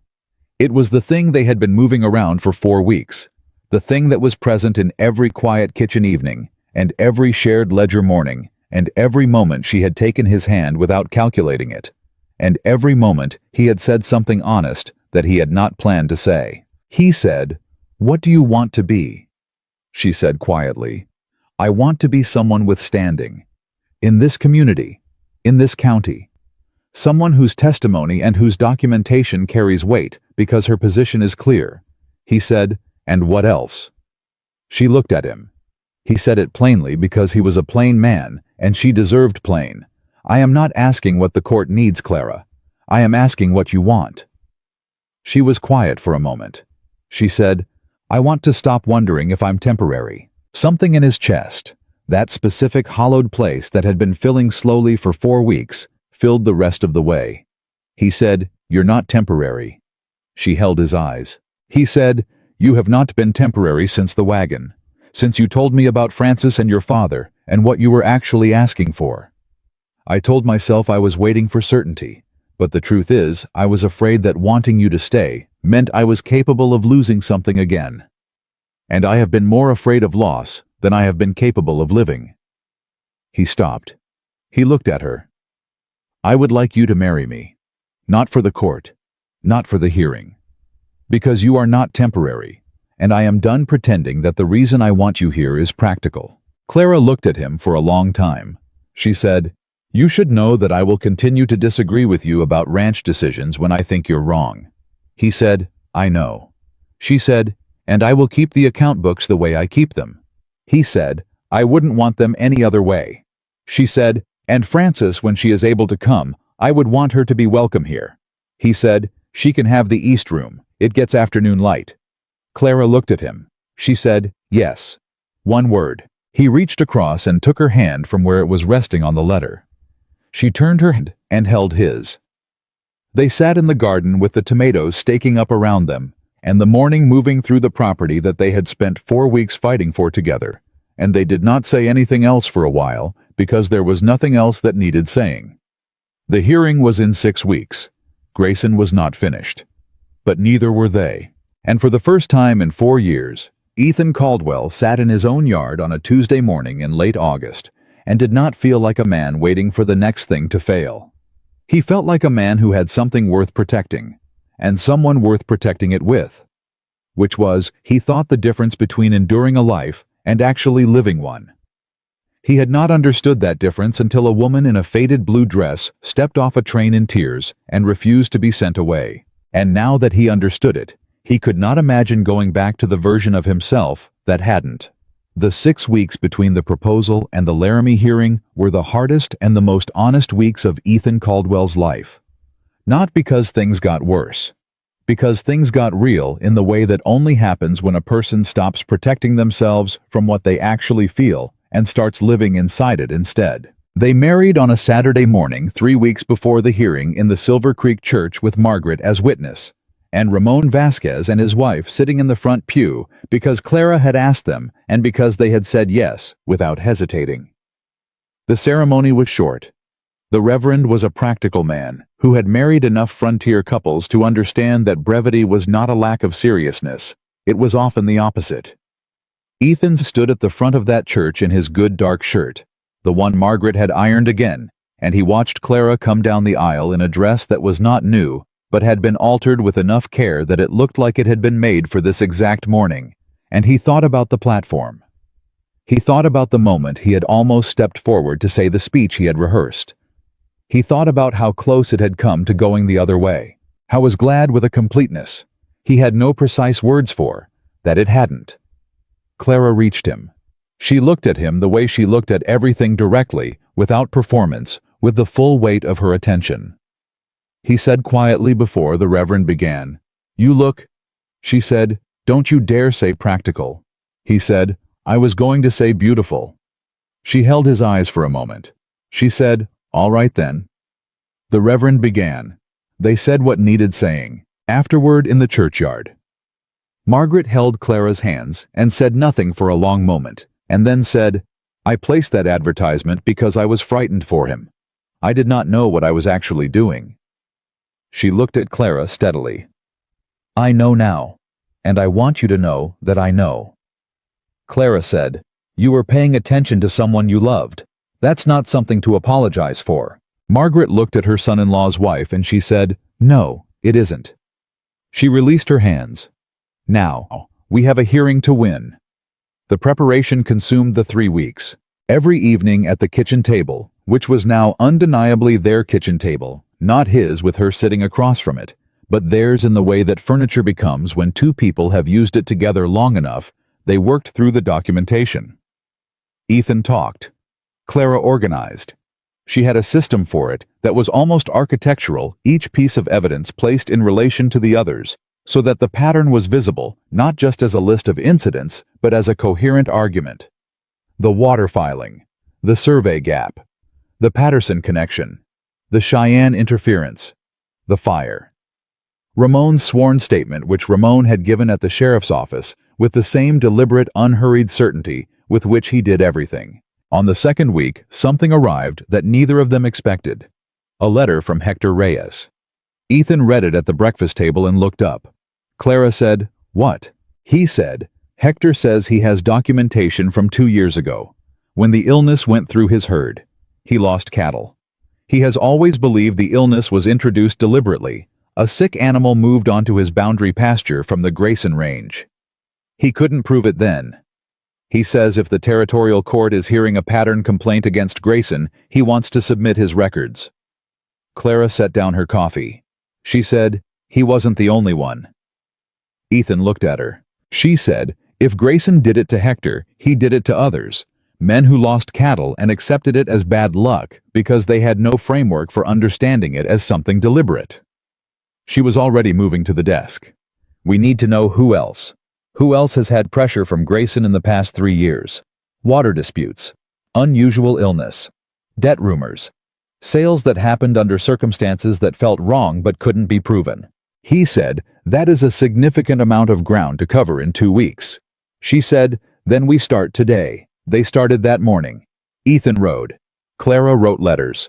Between the two of them working from opposite ends, him in person, her through the mail. They contacted 11 ranchers in the county who had any history of conflict with Grayson's interests. 7 responded. Of the 7, 4 had documentation. Real documentation. Records, letters, sworn statements from workers who had left the Grayson ranch and were willing to say what they had seen. The pattern that emerged was not subtle. Walter Grayson had been systematically weakening small and mid-sized ranches in the county for 6 years. Water disputes. Introduced illness. Strategic debt rumors that made it harder for struggling ranchers to get bank credit. Offers made at distressed prices that looked like generosity and were anything but. He had been building a land empire, one collapsed neighbor at a time, and each individual loss had looked like bad luck or bad management, and nobody had seen the whole shape of it, because nobody had been looking at the whole shape of it. Clara laid it all on the kitchen table on a Tuesday night 10 days before the hearing. She looked at it. She said, this is not a water dispute. Ethan said, no. She said, this is a conspiracy to defraud multiple landowners across an entire county. He said, yes. She said, Judge Pembroke needs to see all of it, not just our case, all of it. He said, that changes the scale of the hearing. She said, it changes the scale of everything. She looked at him across the table. Are you ready for that? He looked at the documents spread between them, years of other people's losses, finally visible as what they actually were. He said, I've been ready since the morning you found that water filing. She looked at him steadily. She said, then let's finish it. They arrived in Laramie 4 days before the hearing to give themselves time to prepare and to meet with Judge Pembroke's clerk, a precise young man named Aldrich, who took one look at the volume of documentation they had brought and said carefully, this is considerably more than the original complaint indicated. Clara said, the original complaint was accurate as of the date it was filed. We have since identified a broader pattern that we believe the court will want to consider. Aldrich looked at Ethan. Ethan said, she speaks for us both. Aldrich looked back at Clara. He said, I'll need to present this to Judge Pembroke before the hearing date. He may want to expand the scope of the proceedings. Clara said, we are prepared for that. Aldrich took the documentation. He came back the next morning. He said, Judge Pembroke would like to meet with you both this afternoon. They met with Judge Pembroke in his chambers, a man in his late 60s, white-haired with the particular stillness of someone who had spent decades listening carefully and had gotten very good at it. He had the documentation spread across his desk. He looked at it the way Clara looked at things, steadily, thoroughly, without rushing to a conclusion. He looked up at them. He said, Mrs. Caldwell, you assembled this, Clara said. With my husband's knowledge of the county and the ranchers involved. We assembled it together. Pembroke looked at Ethan.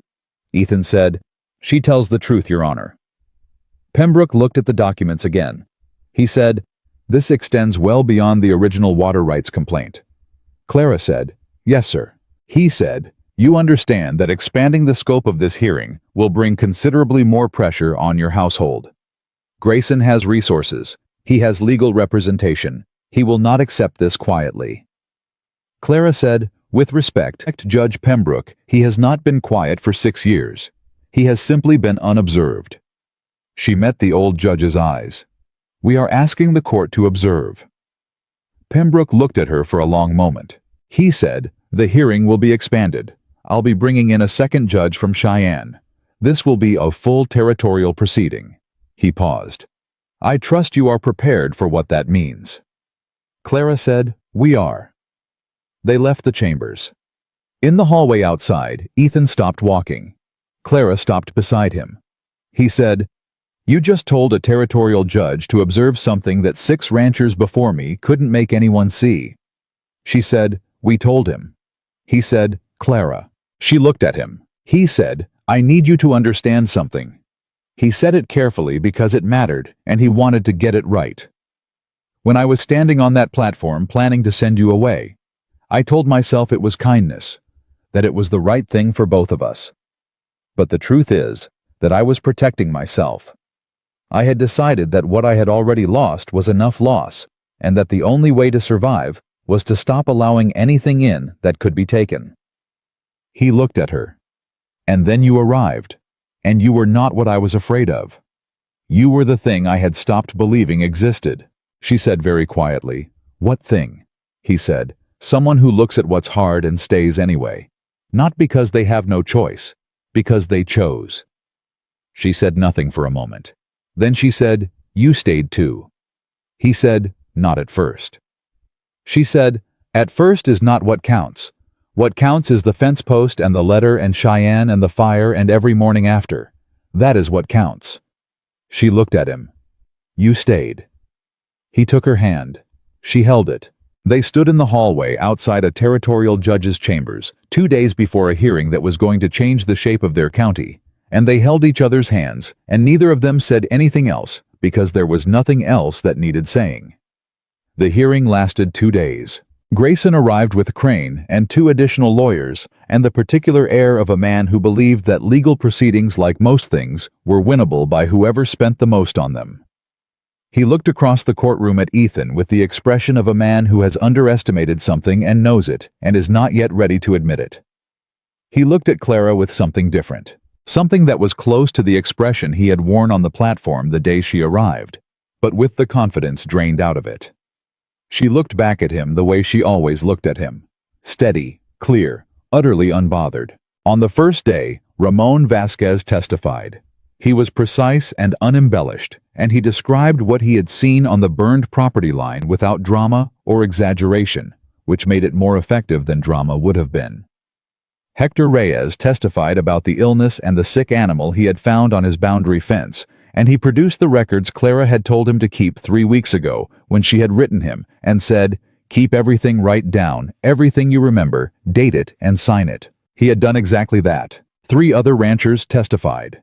One of them, a man named Grover, who had sold his spread to Grayson 2 years ago at a price he had always felt wrong about, stood up in that courtroom and said, "I was told by 2 separate people that my water rights were compromised.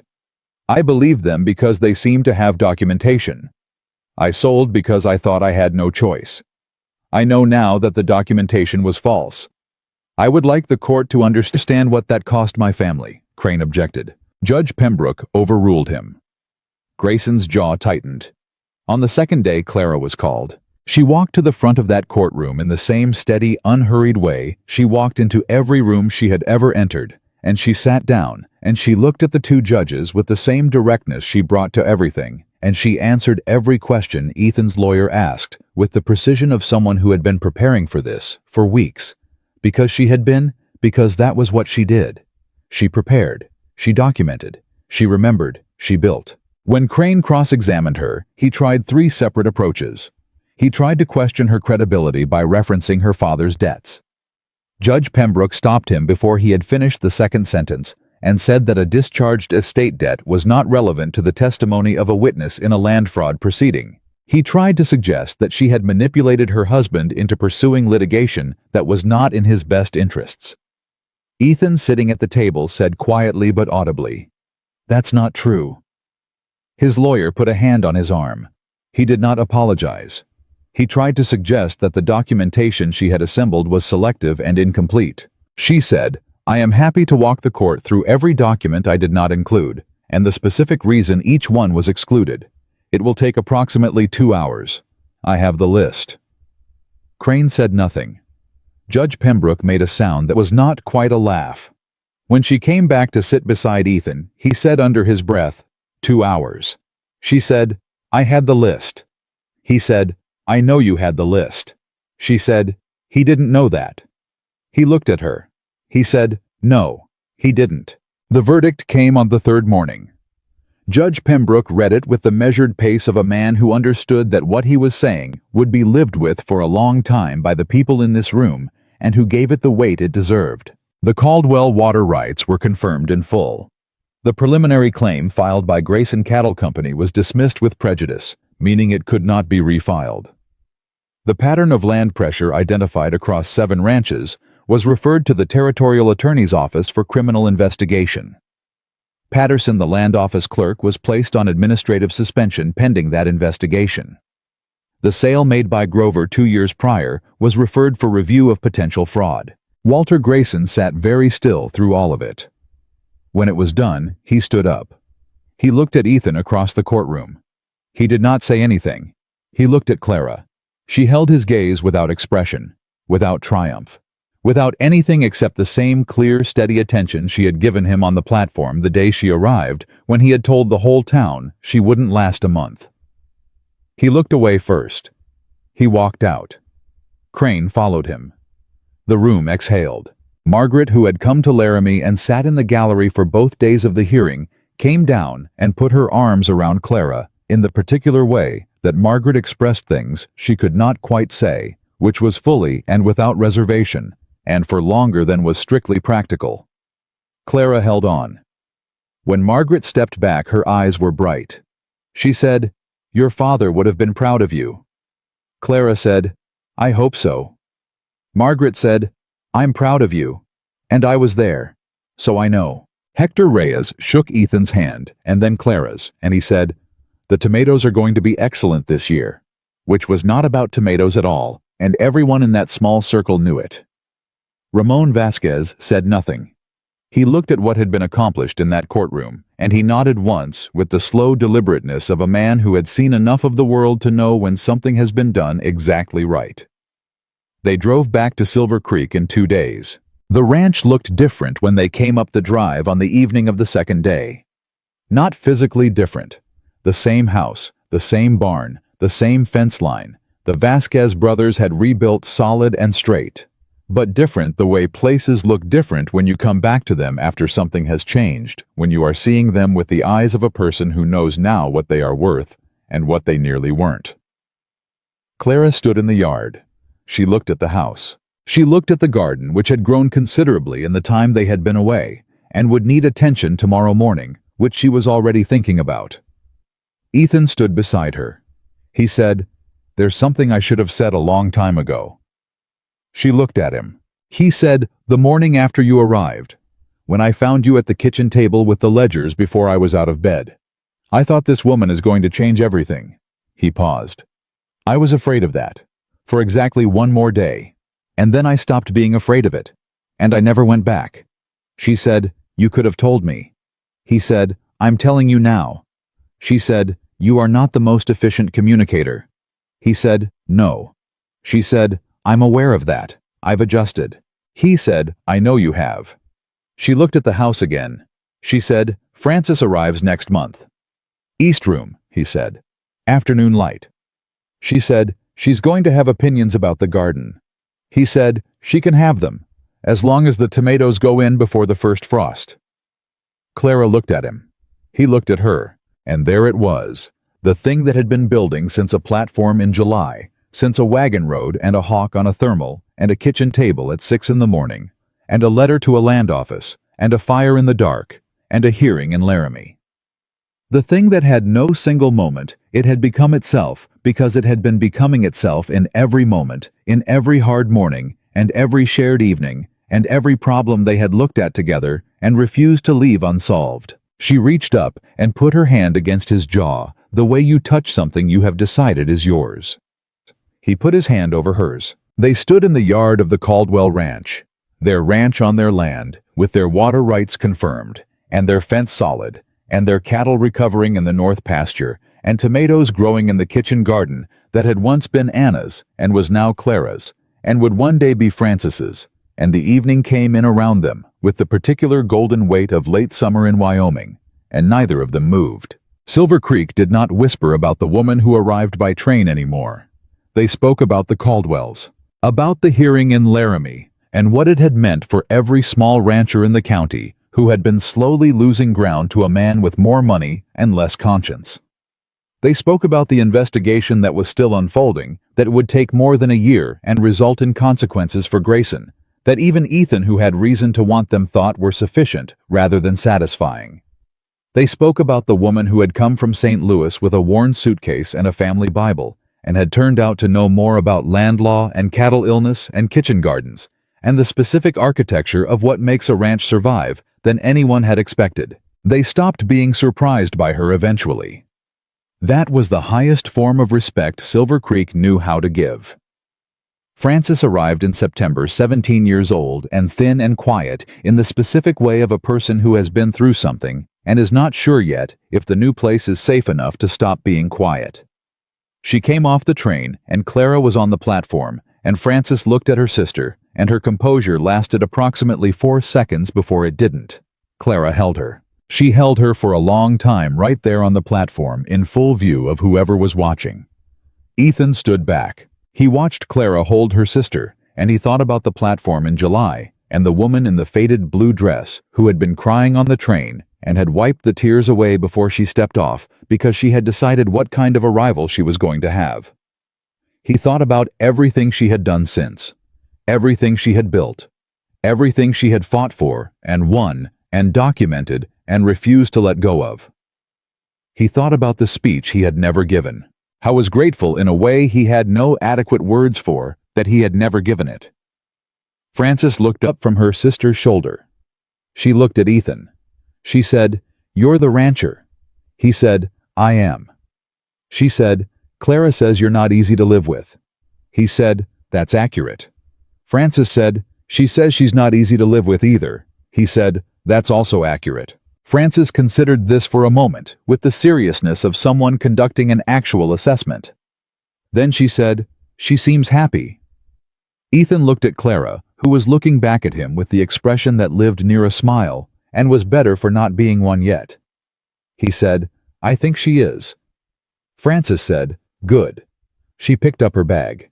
"She deserves to be." He thought about that walking back to the wagon.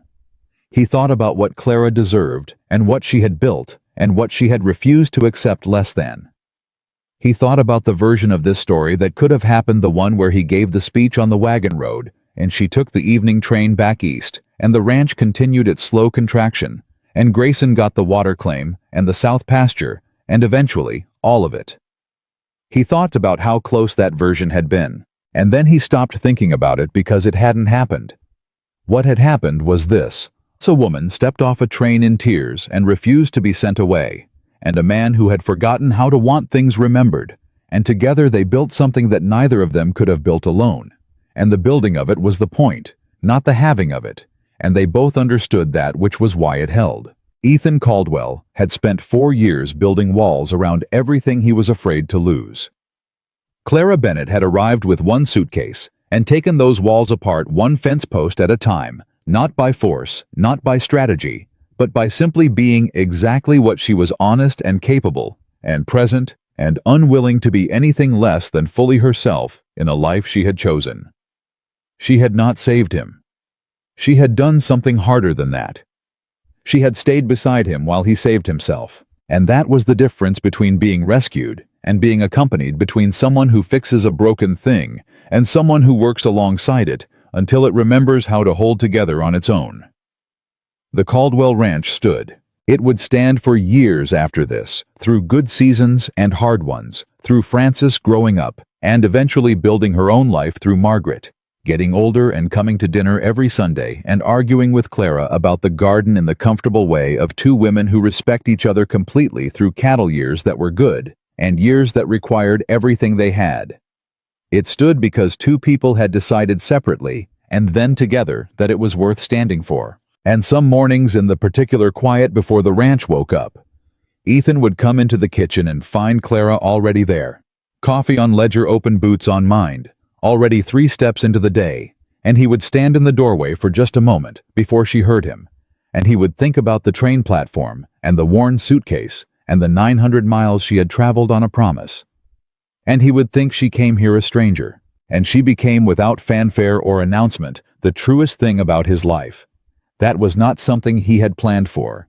It was something he had been given by his own stubbornness in spite of himself, and by her refusal to be anything less than exactly who she was, and by the particular grace of a moment on a train platform when he forgot the speech he had prepared and did the right thing instead. She was not the woman he had expected. She was the woman who made everything he thought he knew about himself turn out to be smaller than what he actually was. And the house that had been silent for 4 years, that had held his grief like a closed room. Hold's cold air was not silent anymore. It was full of early mornings and honest arguments and ledger books and the smell of good coffee and the sound of Francis laughing in the East Room, and Margaret's real laugh from the front porch on Sundays, and the particular irreplaceable sound of a life being lived inside walls that had finally been opened to let it in. Some people arrive in your life like weather expected passing, leaving you mostly unchanged. And some people step off a train in tears with a worn suitcase and a Bible, and 3 weeks of plan in their head, and a refusal to be temporary, and they become, without either of you quite noticing the moment it happened, the reason a house finally feels like home.